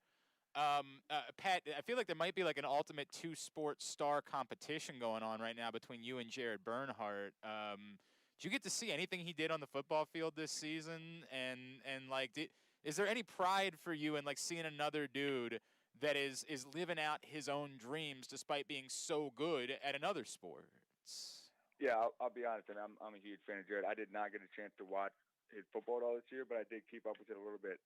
My mom is on the social media side of things, so she would send me some clips or some stuff that he was doing this year. So yeah, I'm proud of Jared. I think he's a really good kid. I only got to meet him at the Tewaaraton thing my senior year, but super great family, super great kid, and obviously I think he was chasing his dream too, and did a heck of a job. So, right? Yeah, not easy. I'm rooting for him no matter what he does. I think he's a really good dude. Not a ton of guys that can say they've won national championships in multiple sports, man. Like, yeah, right. It's a crazy kind of thing. Do you, as far as long-term is concerned, right? Like, are you able to just sort of focus the grind? Hey, I'll take a day at a time. Like, I'm not going to panic about when I might get the call. Are you able to keep things that compartmentalized, or do you start feeling like a clock? Hey, man, I want to be here at this point. I want to be in this place. No, I mean, obviously I have goals for myself, but no, there's no ticking time bomb in my head. I think for me, it's just staying the course. Early on in the year, I'll be honest, I was a little frustrated with my role and the playing time, and that's a part of the journey as well. So, unfortunately, it took a couple guys getting a little bit banged up for me to get an opportunity, but that's a part of sports. When someone goes down, you got to come in and make the most of your minutes. I feel like I've done that here. Yeah. Earn the trust of the staff and my teammates and the people in the front office, and so it's a day-by-day thing for me. I knew it wasn't going to be a sprint. It's going to be a marathon for me, so I'm all in on it. And plus, when you're showing off that Steph Curry range, tell me about that three from the logo. Like, okay, if you take 10 of those, how many of those are you hitting? I definitely have the range, but it's definitely not a shot that I would pull up. More not a shot that I'm looking to shoot often. But the shot clock was winding down. I had to. Yeah, I get it. So, I mean, it was exactly what you had to do, and that's what the ball was tipped, right? It bounced out. You had to just toss one up, and it looked, boy, dude, it looked pure. Appreciate it. Yeah, no, I definitely have the range. It didn't feel like I was chucking it, but probably not the ideal shot unless you've got a Steph Curry green light. Yeah, that dude is allowed to shoot from, Uzbekistan, right? Like, that dude can shoot from wherever he wants. Pat Spencer, man, it's so great to see you killing it, man. I'm so excited for you. You mentioned your mom's on social media. Do you remain social media free at this point in your life? Yeah, I'm not a fan of it. I've had some people urge me to get back on there, but for me personally, it's just not my thing. I enjoy the basketball side of things, and I enjoy just getting to come in and work every day, and that's kind of where my head's at. Hey, bro, I'm jealous, man. It's a cesspool. I wish I could get off that place, but it's the nature of the business. Pat, so happy for you, dude. It's awesome to see you kill it. Can't wait till we're having the next conversation about you getting to that level and living out that dream, man. Congratulations. Let's talk again real soon, all right? I appreciate it. Thanks for having me. It's Pat Spencer. Love that dude. It's always been a joy to watch him play. For me, it was a joy to watch him play lacrosse and to call those games and see him do things that other human beings couldn't possibly do. It's funny. He says, like, hey, it wasn't maybe sometimes you thought it was easy. It was never that easy. Well, he made it look really easy. He made the absurd look extraordinarily easy.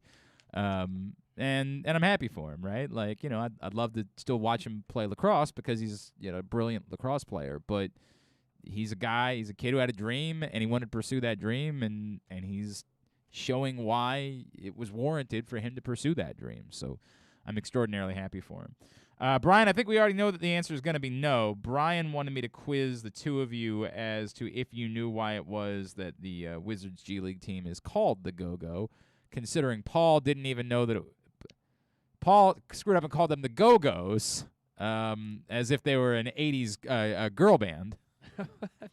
I've never heard. I mean, I've heard of like a whiskey a go-go. I don't know what it means. God. All right, look, I'm not. Do you have any idea, Jordan? Okay. This does not bother me as much as the counties thing bothers me, like because it's a DC thing. I named a fair amount of counties actually. Not as many as you know, because you're a geographical wizard. Because it's the state we live in, Paul. Because I know a thing or two about the state where we live. I'd bet that you're I'm in the not minority. asking you to. No. If that's, by the way, if I am, it's a very sad. That's not an okay. No, everybody else is stupid too. Like, it doesn't mean you're stupid. It means we're you're just ignorant. There's a difference between stupid and ignorant. We're just living in idiocracy now, so we're just going all in. We're all going to start putting. Difference between We're stupid start and putting ignorance. Brondo on the plants here pretty soon because it has what plants crave. No, it has nothing to do with Belinda Carlisle or Gina Schock or anybody from the Go-Go's. I didn't think it had anything to do with that. If that makes any. If that helps you. Go-Go music is very historic in D.C. It's a well-known, it's sort of an offshoot of jazz.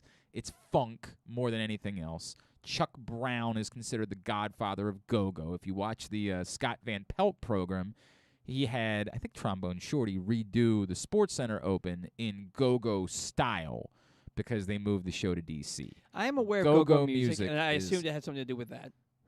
Then why didn't you say that when I asked the question, I didn't Paul? want you to I don't want to have you call me stupid again. Well, I didn't call you stupid. You kind of did. No. It's something we should...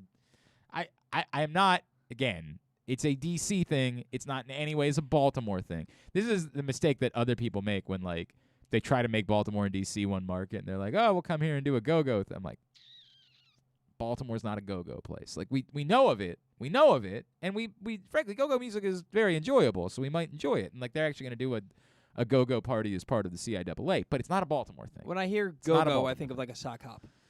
It's not that. Very much not that. Definitely not that at all. Okay. Definitely not that at all. Do you know what mumbo sauce is? No. It's another. Do you? It's another very popular DC thing. These are DC. These are very associated with the district. And I live in the Baltimore music. area. I'm not, and that's why I said this one doesn't make me mad. The counties thing, very mad, very mad that people don't know the counties in the state where they live, particularly if they've lived there forever. Like, I don't know all of the counties. I know I lived in Maricopa County in Arizona. I know there was a Pinal County. I knew a few other counties, but I lived there for 2 years, and I lived there damn near 20 years ago at this point, right? Like, if you live somewhere forever, I would like to think that at some point you would have come across the counties in the state where you live. Just doesn't seem like I'm asking all that much, but things are apparently a bridge too far in this establishment. It's a whole thing that's going on. So, no, I figured, Brian Powell, that would be the answer that I would get when we posed that question. Would be that the answer would be no. But again, because it's a D.C. thing, I ain't mad. I ain't mad at you for not knowing D.C. things. That's a different place. It's not like I would be mad if you didn't know things that were more Baltimore-centric, right? Like I would be mad if someone here, didn't understand what duck pin bowling was. Or someone here was like, well, I don't know the difference. What's that? I'm just kidding. I'm kidding. I swear to God. Don't do this to me. Do not do this. Significantly harder than actual bowling. Yeah, it's definitely harder. There's no doubt about that. I mean, you get a third ball though, so I mean, like they understand that it's harder. I would be. It's you not knowing about in other cities. Like, at some point, not coming across it seems odd, but like, not anger. I'm not gonna be angry about that. Like, I don't know everything that they're interested in Kansas City. I know they enjoy barbecue a great deal. Like, I'm familiar with some Jack Stacks, some Oklahoma Joe's, but I don't know everything that they're into in Kansas City. I don't know everything they're into in Portland, Oregon, other than weird beards. Like, I know that they love weird beards in Portland, Oregon. I don't know anything else. So if I can say this, I saw Brian Powell's tweet while I was transcribing. Yes. And it made me think, the actual reason why I didn't say something music-related is because it made me think, well, isn't it obvious that go-go is like go-go music? maybe it's something different that I don't know of. Yeah, but again, if you knew Go-Go, you'd know it's entirely based in D.C. Like Go-Go that music I didn't know. literally only exists in D.C. Like I'm not saying it didn't. Go-Go music and D.C. are hand in hand. Like they literally walk. It is. I don't think anybody in Providence, Rhode Island, has a clue what go-go music is. It is a D.C. thing. So why the capital city, the G League team in D.C. would be called the Go-Go. If you know go-go music, you should know it's associated with D.C. and that should put two and two together and get four. But look, man, again, I said, I'm not mad about this one. It's D.C. thing. I ain't mad about it. People that everybody in Philadelphia calls everything a John, right? It's what they do.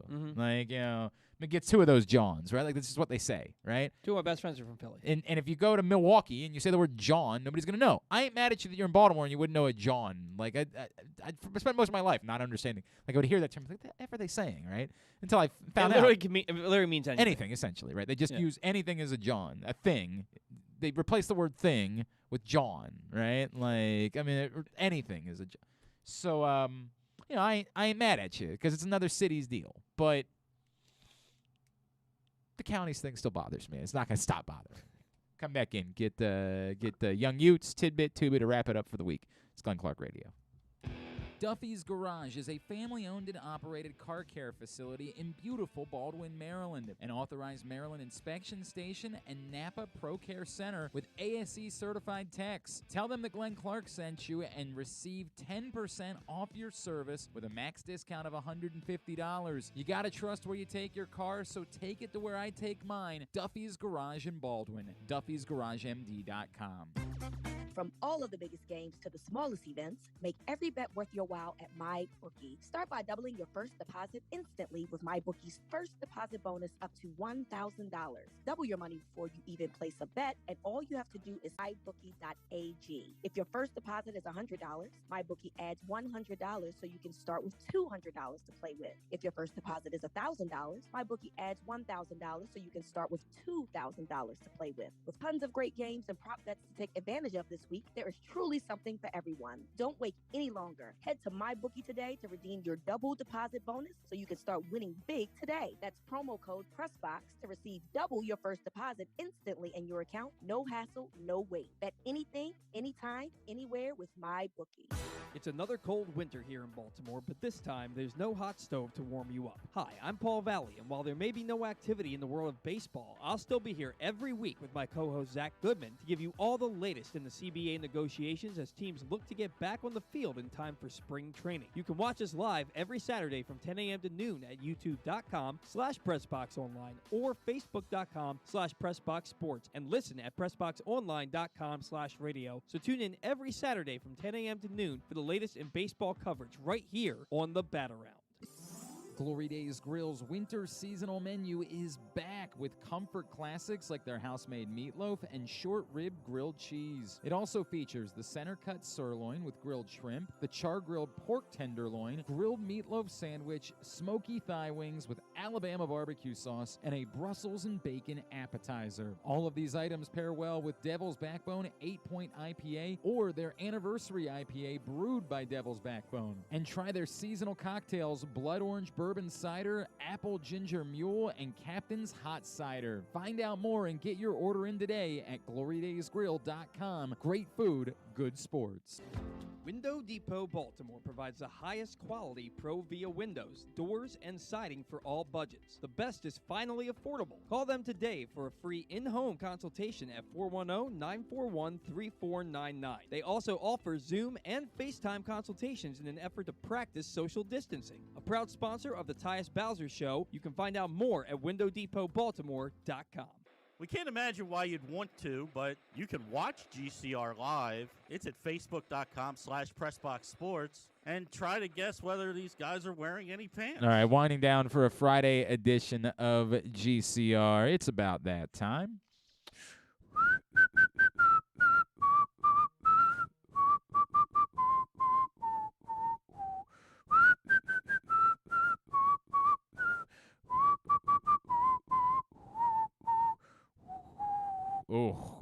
stumbling to the finish line. It's Young Utes. Lil Jordan is here. Young Utes is brought to you by the print issue of Press Box, the best of issue, which is available right now at your neighborhood Royal Farms, any of the hundreds of locations around town where you find Press Box. So read it all, pressboxonline.com/best of. Justin Tucker, Mo Gabba Sports Person of the Year on the cover. Go get it now before it's gone. This print issue of Press Box. What you got for us? So Kanye West. I'm out. Move on. Just dropped a song called Easy. In the song, he quotes, "God saved me from that crash just so I could beat Pete Davidson's ass." Ah, good. And good.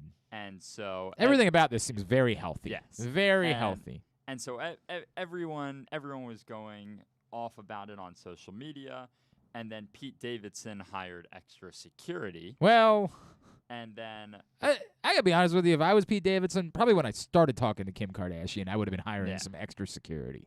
And so there was an interview with Pete Davidson, and Pete was like, he apparently thinks the whole situation is hilarious, and he thinks the whole tabloid drama with him, the Kardashians, and Kanye is hilarious. But this is and he loves the attention. Okay, but none of these are stable people. Like that's part of what the problem of what we're dealing with here. Oh, absolutely. Pete Davidson is a very clearly not stable person, and I'm not trying to make a joke about it. Like he's been very open about his stability issues in his life. It stems from losing his father at a young age. I think everybody knows that his father died on 9/11. Like.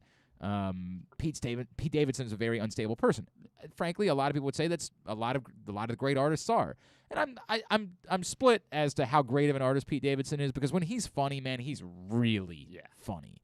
Like he is when he's funny, he's on.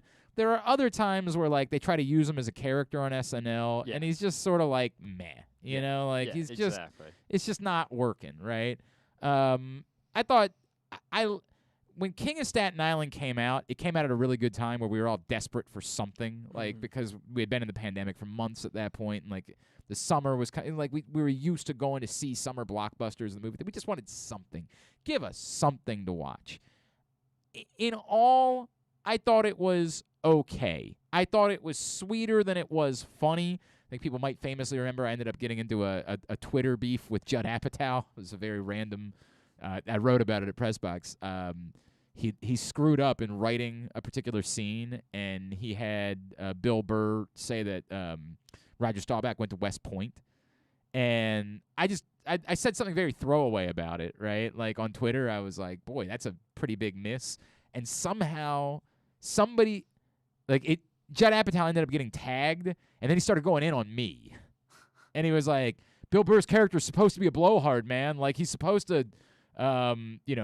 Get things wrong and all that. And I'm like, yeah, except for everything else he said in his soliloquy was correct. That was the only thing he got wrong in the entire soliloquy. So, like, it didn't present that way. It didn't come off as he was a blowhard that just got a bunch of stuff wrong. It just came off as not being written correctly. I'm like, I don't care, and I love your films, but, like, this one just was a mistake. And he was mad at me. Like, he was mad. And he was it was a so whole... You're not going to any premieres anytime I don't soon. think so. But it ended up being... Like, he finally tapped out, and he's like, look, Glenn's right. And I'm like, hell yeah! I'm better at making a Judd Apatow movie than Judd Apatow is. Like, I was so excited about it. And then he ended up being very nice. At the time, it was right before Mo passed away, and Jeremy was trying to raise money to get Mo a new bed. And so I was like, hey, dude, I know you think I'm a jackass, but would you retweet this and try to get people to donate money? And he did, and it was very nice of Judd Apatow to do that, despite the fact that he and I have been going after each other for a little while. I liked King of Staten Island, but it was more pleasant than it was a comedy classic, right? Like it had funny moments, but it was more a cute story with some funny moments than it was a brilliant comedy. You know what I mean? Mm-hmm. On the whole, I think Pete Davidson is a talented artist. I think that he has played a lot more into being Pete Davidson at times than into his art. And this all comes off as like, I need to be Pete Davidson. Yeah. I need to be famous guy. I need all of these things. And look, if he's genuinely in love with Kim Kardashian, God bless you. You know what I mean? Like, I'm certainly not. You find love however you find it, man. Like, I ain't judging in any way. But like, none of this seems healthy. Oh, none of this seems Like, it seems very unhealthy, Yeah. all of it. But, like, Kanye West is an extraordinarily unhealthy person who used to be a brilliant artist. And that, you know, unfortunately, I'm so tapped out now that, like, if somebody was trying to tell me that some of his new music actually like, there are people that would try to sell you. I listened to some of Donda. It's fine. It ain't, you know, it's not earth-shattering. He genuinely believes himself to be a genius because he's unstable, because he's not a stable. Antonio Brown. It's worse. It's saying- more in a way. It's more dangerous than that, right? Because, like, he really thinks that he is burdened with the curse of being a genius, and, like, has to do all these insane things because he genuinely believes he's a genius. And, like, he's talented. There's no question he's talented. And by the way, his first few albums, man, like, were insane. Were as good as, you know, in any area of hip hop, man. Like, his first few albums were brilliant. And then he got into the part that a lot of people do, where he started making noise and, like, saying, well, it's my art, right? And because we were all so far up his ass, we kept it's like what I said about the last Taylor Swift record. The last Taylor Swift record was not a good album, but we named it Album of the Year at the Grammys because we're not capable of saying that a person that's made so much good music for so long maybe made a bad album, right? Like, maybe made one that was a miss. And we did that with Kanye West. We just kept saying, because he had made so many good ones, we kept saying it was all good when it stopped being good at some point. It started being kind of meh. And then, you know, he kind of went crazy. And, like, and all of this is very unhealthy. Yeah. It's very unhealthy. And, well, for number 2. Oh, we're on to number 2. Another unhealthy celebrity relationship is Machine Gun Kelly and Megan Fox. You say unhealthy. Well, I actually, is it about the ring? Yes, Yeah. exactly. Yeah. Yeah, this is not okay. Yeah, that's a little weird. And so he gave Megan Fox a ring where the bands inside are thorns. What's weird about that? I don't get it. Anytime she takes it off, right, she's just cutting her whole finger open. Yeah, well, I don't understand why is that weird. Yeah, why is that weird? What's weird about that? I don't know. I mean, like, that's love. Yeah, Didn't you hear they drank each other's blood when they got engaged? Exactly. That's called love, man. We're just all doing it wrong. I hate admitting that, like, on the flip side, Machine Gun Kelly made terrible music and then put out a rock record that was pretty good. Yeah, like, exactly. That had some bang. Like, he was the worst musician on the face of the planet. Absolutely. Like, had no redeeming qualities whatsoever. Then it was like, let me try to make a rock record. And we're like, man, nobody actually makes rock music anymore, and this is actually kind of okay. He was great as Tommy Lee. What's that? He was great as Tommy Lee. Is that already out? The movie on Netflix it's the Motley Crue movie. Oh, I never watched that one. The Dirt. It's very good. He plays Tommy Lee. The Pam and Tommy. I mean, he's not Tommy. Sebastian Stan is Tommy Lee. And there's a Hulu Pam and Tommy that Seth Rogen did, and it's a series, and I think it's about to come out. I don't think it's out yet. And I want to say Lily Allen is Pamela Anderson. When does that start? I am very excited about the Pam. I never watched the Motley Crue thing. I never watched that. I've watched it twice, and you're really into that. Wow. It was like a year and a half apart, but Machine Gun Kelly plays Tommy Lee, and he's very good. February. This is why we need a TV reviewer on the show. I want a TV guy for the show. We need I'm putting you on. I need a legit DJ Cool on the TV reviewer. DJ Cool is very important. I want a fairly regular. It doesn't have to be every week, but, like, as things warrant. Like, I want us to be. I was in the car the other day with John Colson, the most worshipful grandmaster here at Pressbox, and we were having a conversation about what radio gets wrong. And I'm like, there's certain. We were having. You know what this all sprung from was the conversation that I had the morning that they announced that the Orioles were going to BAL, and I was just like, I don't understand teams wanting to line up with political talk stations, because if you're on a station where they're talking about Nancy Pelosi, I don't care if you like her, hate her, whatever it is, I'm not listening. I don't care about Nancy Pelosi, and the majority of us don't. We just don't. It's not, and we're not doing that in an ignorant way. It's that we don't want to that doesn't entertain us.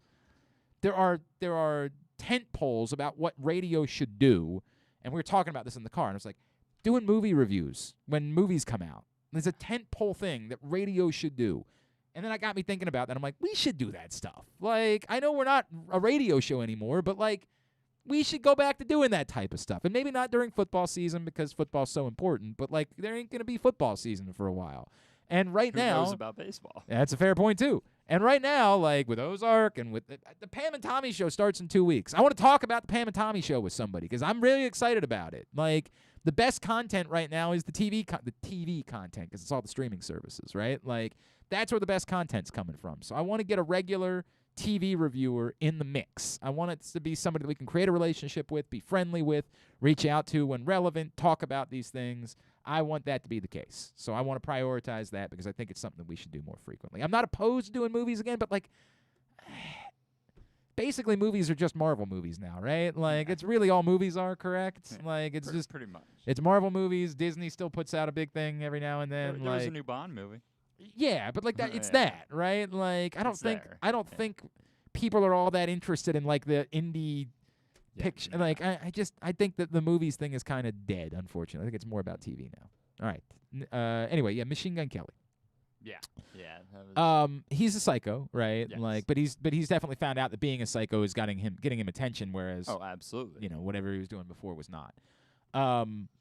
I don't. Megan Fox, by the way, still has a major fastball. I thought Megan Fox was old. Megan Fox has been around for so long. Like when I found she was only 35, I was like, "Holy crap! How is that possible?" And she looks like she's 25. Obviously, she looks unbelievable. But like, I feel like I've been thinking about Megan Fox since I was 18. Right? It just feels like Megan Fox has been a ubiquitous part of my life for that long. She's only 35 years old. She looks amazing. She should look amazing. She's only 35 years old, right? Like, of course she's gonna look amazing at 35. God bless, again, whatever, these psycho people and whatever it is they're doing, they get an attention, it's succeeding. Make good rock songs. That's all I want from you. Yeah, that's what I care about. Yes, it's the bit with the rings is insane. Do we know for sure that it's real though, or is it just something that he says to get attention? So that's the other part of it. All of these stories, I think it's very possible they're just things, or they're exaggerated. Like, there might be a thorn. I don't think it's like her finger's actually going to like cut open if she takes her ring off. He said, "Beneath the same branches we fell in love under, I brought her back to ask her to marry me. I know tradition is one ring, but I designed it with Stephen Webster to be two. The emerald, her birthstone, and the diamond, my birthstone, set on two magnetic bands of thorns that draw together as two halves of the same soul, forming the obscure heart that is our love." Well written. I'm in. I got nothing to say. I have nothing to say about any of that. How much of this is just for show, and how much of this that's is what real? we're talking about. I don't know. Like, I don't know. I don't know. And it doesn't. Whatever. They're getting the attention that they want. We're giving it to them. So God bless. Good for them. Right? Like being in love. Yeah. If they're actually in love, then good for them. I'm happy. Crazy kids falling in love. So. Make another my ex's best friend was a good song. I enjoyed that song. Yes, it's a phenomenal song. It's a good tune. I like it. I don't know about phenomenal, but it's a good song. It's I a very listen to good it song. while I work out. Okay. All right. Good song. Fair enough. And last one. Should listen to some is, Go-Go. Get in on that. Yes. A 555.55 carat black diamond from space is going up on auction. Wait, this what? week. It's what? It is. But what does it mean from space? They think it was formed on an asteroid, and then the asteroid crashed into Earth, and they recovered it from there, and they This sounds like it's who's behind this? So the rare gem, I think we're gonna make ourselves an asteroid diamond to sell online. That's what they say on the Home Shopping. Yeah, right? Like, come on, man. The rare gem, dubbed the Enigma, is believed to have come from outer space, either created from a meteor. When you say believed to, we got to be able to. You're selling a space diamond. You better be able to prove that it's a space diamond. And they're selling it for $6.8 million. Well, if it's a real space diamond, I get it. And so they say it's from a meteor impact or from a diamond-bearing asteroid that collided with Earth. And it's an extremely rare occurrence. It's being exhibited in Dubai and LA. They said it's 2.6 billion years old. Yeah, 3.8 billion years. Jesus Christ. And it has trace amounts of nitrogen and hydrogen, elements found in space. You're telling me I couldn't just go find a rock that looks like that? You tell me I couldn't just go find one and create? You can't just go down one of the shops on the boardwalk. Create a hell of a story. You know what I mean? Like, you tell me I wouldn't be capable of doing that? Like, I'm pretty sure it came from an asteroid, and you better get in on this right now. It'll cure you of your. You don't have to get vaccinated for COVID if you rub this rock, right? Like, you tell me I can't pull that off? Type stuff. Hell yeah, man! It's the opal. I'm getting in on this opal. It makes Kevin Garnett feel like he can play better at basketball. God, man, this seems seems a bit much. This really seems a bit much, man. I don't know. I got a lot of questions about it, but not knocking anybody else's hustle, bro. You get $6.8 million. You get $6.8 million, man. There's no doubt. I saw something. The billions of years old thing made me think of something that I saw. It has nothing to do with gems. It has to do with dinosaurs. Okay. So we went and saw the dinosaurs at the fairgrounds last week. The T-Rex became extinct 65 million years ago. The Stegosaurus became extinct 135. I'm sorry.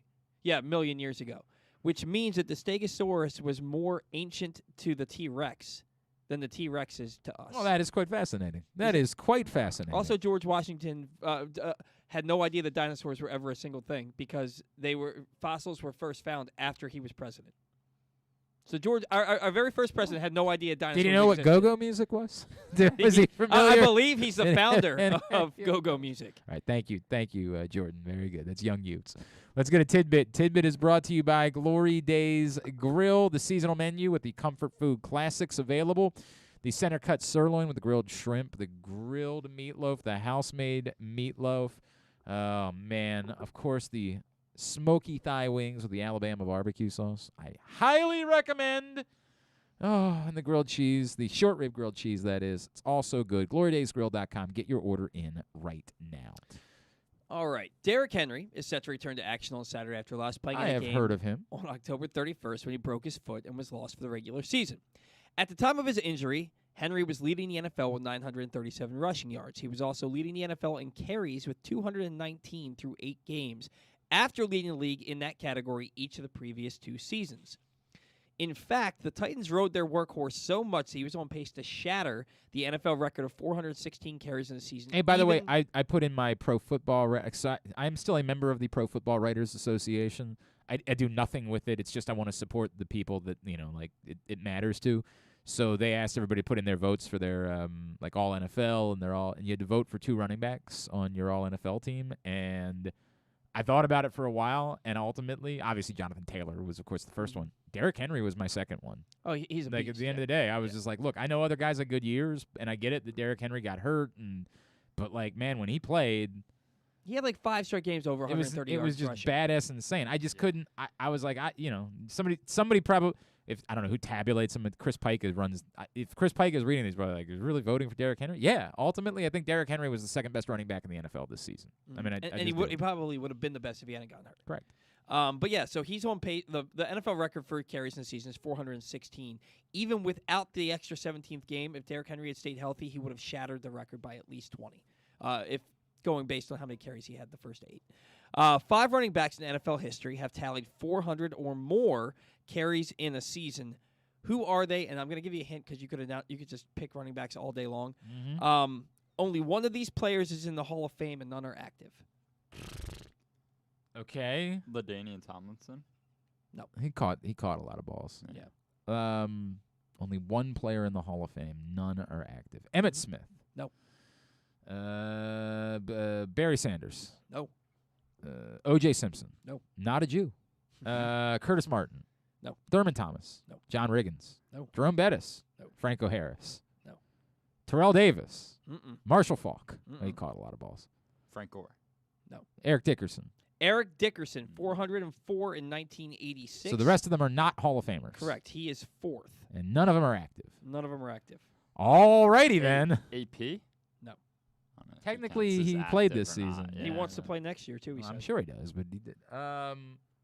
Frank Gore's not in the Hall of Fame yet. He's not.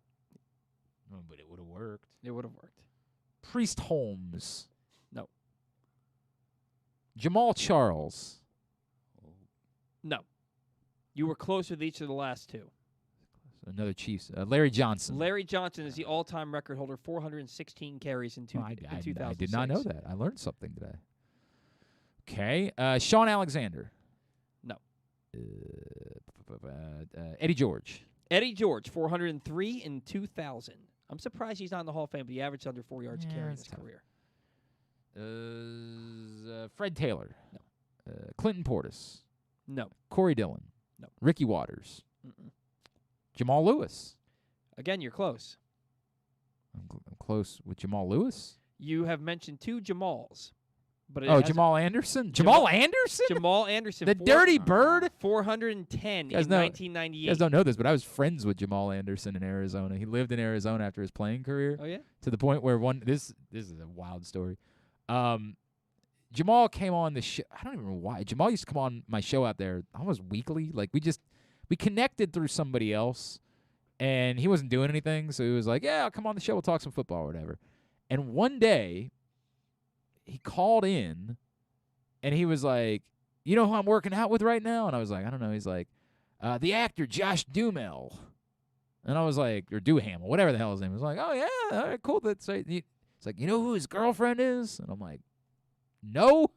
It's like, Fergie from the Black Eyed Peas. I'm like, all right. He's like, after the show, come over, hang out. I'm like, really? He's like, yes. I went over and I hung out with Jamal Anderson and Fergie? Fergie and Josh Duhamel. And they were very cool. They were very nice people. Awesome. They were very nice people, right? So the year the Black Eyed Peas played the Super Bowl halftime show, which, of course, in hindsight, one of the worst and one of the least deserving. And, like, it's a shame because before there was a time when the Black Eyed Peas were really good. And nobody knows that of a certain age because you know of the Fergie era Black Eyed Peas. But, like, before that, they were a really good hip-hop group. Like, they were a legitimate hip-hop act. Oh, she was brought in. Like, she was brought in well after they had been established to, like, turn them into a pop act. And that's when, like, they had those huge hits, and that's why they did the Super Bowl halftime. So wherever we were, it was Dallas when they did the Super Bowl halftime, I think. And, like, they would stroll the halftime performers through Radio Row to do one interview on the NFL Network set, which was in the middle of Radio Row. So it would literally, like, and it would become this mob scene. They'd be like, and now Madonna is wandering through. Like, one of the biggest stars on the planet is wandering through a bunch of sports radio idiots, you know, from Tyler, Texas. Like, every small market radio station's dopes are, they're traipsing this massive mega celebrity through this seat. And so it would create panda-effing-monium. Like, it would create people falling all over each other, like climbing just to try to get a picture of this incredibly famous person that's walking by, right? So they traipse the Black Eyed Peas through. And remember, I've talked about the Dallas Super Bowl. They had a snowstorm that week. It crippled the town, right? And it just became sort of hysteria. And when Drew and I would do the Super Bowl, we would literally we would sit on each other's shows. So after he and I split up, and I was doing afternoons, he was doing mornings, we would do there's the morning show, and then we would stay, and then he would sit in on my show. So we were working 12-hour days every day just in this room. And we would get a little delirious because you wouldn't leave, especially this week because of the snowstorm, you wouldn't leave the hotel. Like, in Dallas, our hotel was where the convention center was. So you weren't walking outside. Like, you would just start, like, getting, and you're drinking a lot. Like, you would just start getting a little delirious after a while. And so for some reason, when everybody's freaking out about the Black Eyed Peas, I'm like, we're doing a show at the time. I'm like, why is everybody losing their minds? And then I realized it's because they strolled the Black Eyed Peas through. And I'm saying on the air, I'm like, you guys don't know this, but I've actually, like, hung out with Fergie before. And they're all like, what? And I'm like, there was somebody relevant. I want to say like Jerome Bettis was sitting at the table as we're doing this. And I'm like, yeah, I hung out with Fergie once. They're like, that's not, because remember at the moment they were the biggest stars. Like, they were doing the Super Bowl halftime. And I'm like, no, it's legit. Like, I really did. And so they're like, we don't believe you. And so she finishes the interview, and I'm in the middle of doing a show. I just stand up. I'm like, Fergie! Fergie! Hi!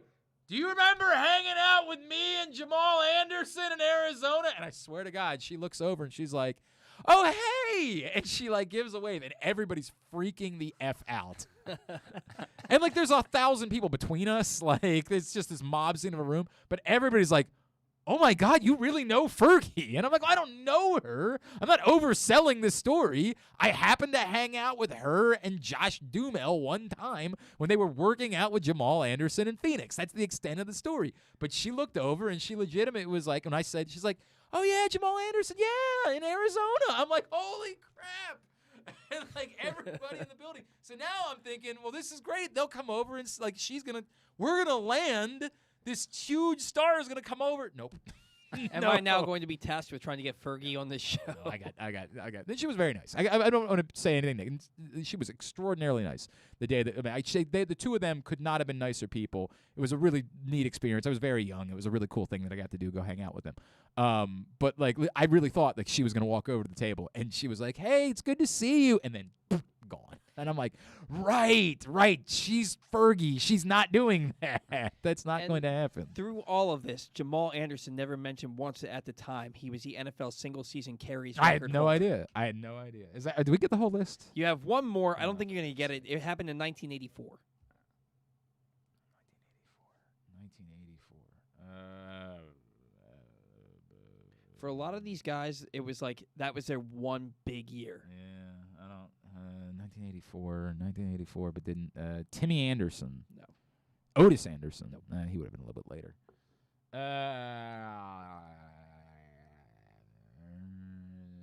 It's not a Hall of Fame. No, go ahead. James Wilder. Okay. I'm not going to tell you much about you. Tampa Bay, right? That I don't. I didn't look at the team. I think he played his entire career in Tampa Bay. He might have played somewhere else, but I think he played most of his career in Tampa Bay. All right, very good. Tubular. Let's get totally tubular for the weekend. Tubular is brought to you by Live Casino and Hotel. That's where we're going to be on Sunday for the Rams-Buccaneers game. Come join myself, the NFL chick, Sarita Hubbard. Great giveaways. Opportunity for you to win some money. This is going to be an awesome day. If you still have more questions about betting, be an opportunity for you to learn a little bit more. We're going to have so much fun. Come join us, Live Casino and Hotel, in the FanDuel Sportsbook this Sunday, 3 o'clock, for the Rams-Buccaneers game. Here's what's coming up this weekend, totally tubular. Maryland plays tonight, and no Kofi Coburn tonight for Illinois, so, maybe it could be interesting. Probably not. 7 o'clock on Fox Sports 1 for Illinois and Maryland. Tomorrow, the playoff games, Bengals-Titans, 4:30 on CBS, 49ers-Packers, 8:15 on Fox. Army-Navy hoops tomorrow, the women's game at 11 a.m. and then the men at 1:30. Both are on CBS Sports Network, which is very cool. Loyola hosts American tomorrow at 2.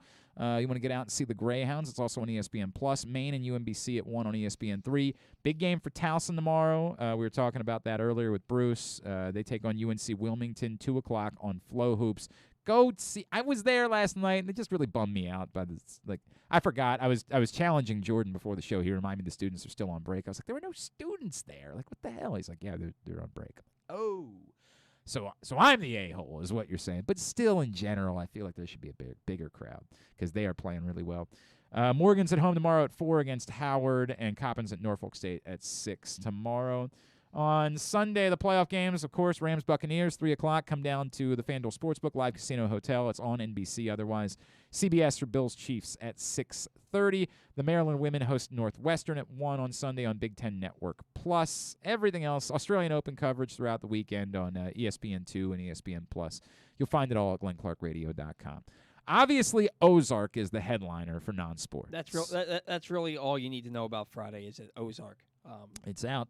Part 1 of the final season is available Part right 1 now of on season Netflix. 4 is available now on Netflix. I'm worried because I've heard people say because of the way they do it, like it's a lot of build up and you don't get the payoff, right? Like what's out right now, like I get it. That's typically how Ozark works. There's a lot of sort of dragging out, building up. And if you're only getting half of the season right now, it might leave you with sort of like a taste of like I want more. You know what I mean? I'm worried about that. That's the whole point. I get it, but you're not getting more, and then you're getting pissed off because of it. Yeah. On HBO Max, Back on the Record, Bob Costas season 2 premiere is tonight. Tomorrow, Saturday Night Live, Will Forte. Is it Mainskin? Is that? I think it's Maniskin. Maniskin. I think that's what it's supposed to be. Will Forte and Maniskin. We were talking about them yesterday. They're very good. I like them a great deal. Yeah, I but just don't know how to pronounce your name. I don't really. They're on Saturday Night Live. We'll learn tomorrow night. And then on Sunday, AMC, The Walking Dead Origins. It's Daryl's story at 9 o'clock. And then you have Euphoria at 9, The Righteous Gemstones at 10. That's the one that matters. On HBO. And well, hang on. Euphoria might matter now that I've been informed of certain things. And then on Paramount Plus, 1883, Episode 5. All right, very good. Jordan, remind everybody your social. Twitter at SchwartzbergJS and Instagram at JSchwartzberg1. All right, very good. Thanks to everybody. Thanks to today. Thanks to Bruce Billick. Thanks to Pat Spencer, and thanks also to Bruce Cunningham. We'll get it all up in the greatest hits section of the Archives. tab at GlennClarkRadio.com. The bat around tomorrow. What's coming up? We're gonna have Kobe Perez on to talk about the Orioles international signings. Very good. Very good. Of course, that's what he does for the Orioles. That's his area. All right, and that's tomorrow 10 to noon with Paul and Zach. On Monday, Jeremy Kahn, Stuff and Things. Thanks to Jalen Smith is going to join us on Monday, correct? Yes. Very good. Looking forward to that. He's having quite the season for the Phoenix Suns. Bet they feel a little silly about not picking up his option. Bet they feel a little silly about that. All right.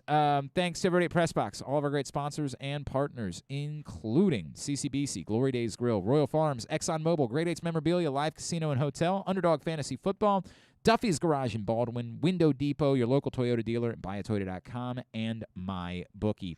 Thanks to Paul Valley. Follow him on Twitter at Paul Valley III. Follow us on Twitter and Instagram at Glenn Clark Radio. Have a great weekend. Go all the area college hoops teams. Duke sucks. Ohio State sucks too. See you at Live Casino and Hotel on Sunday.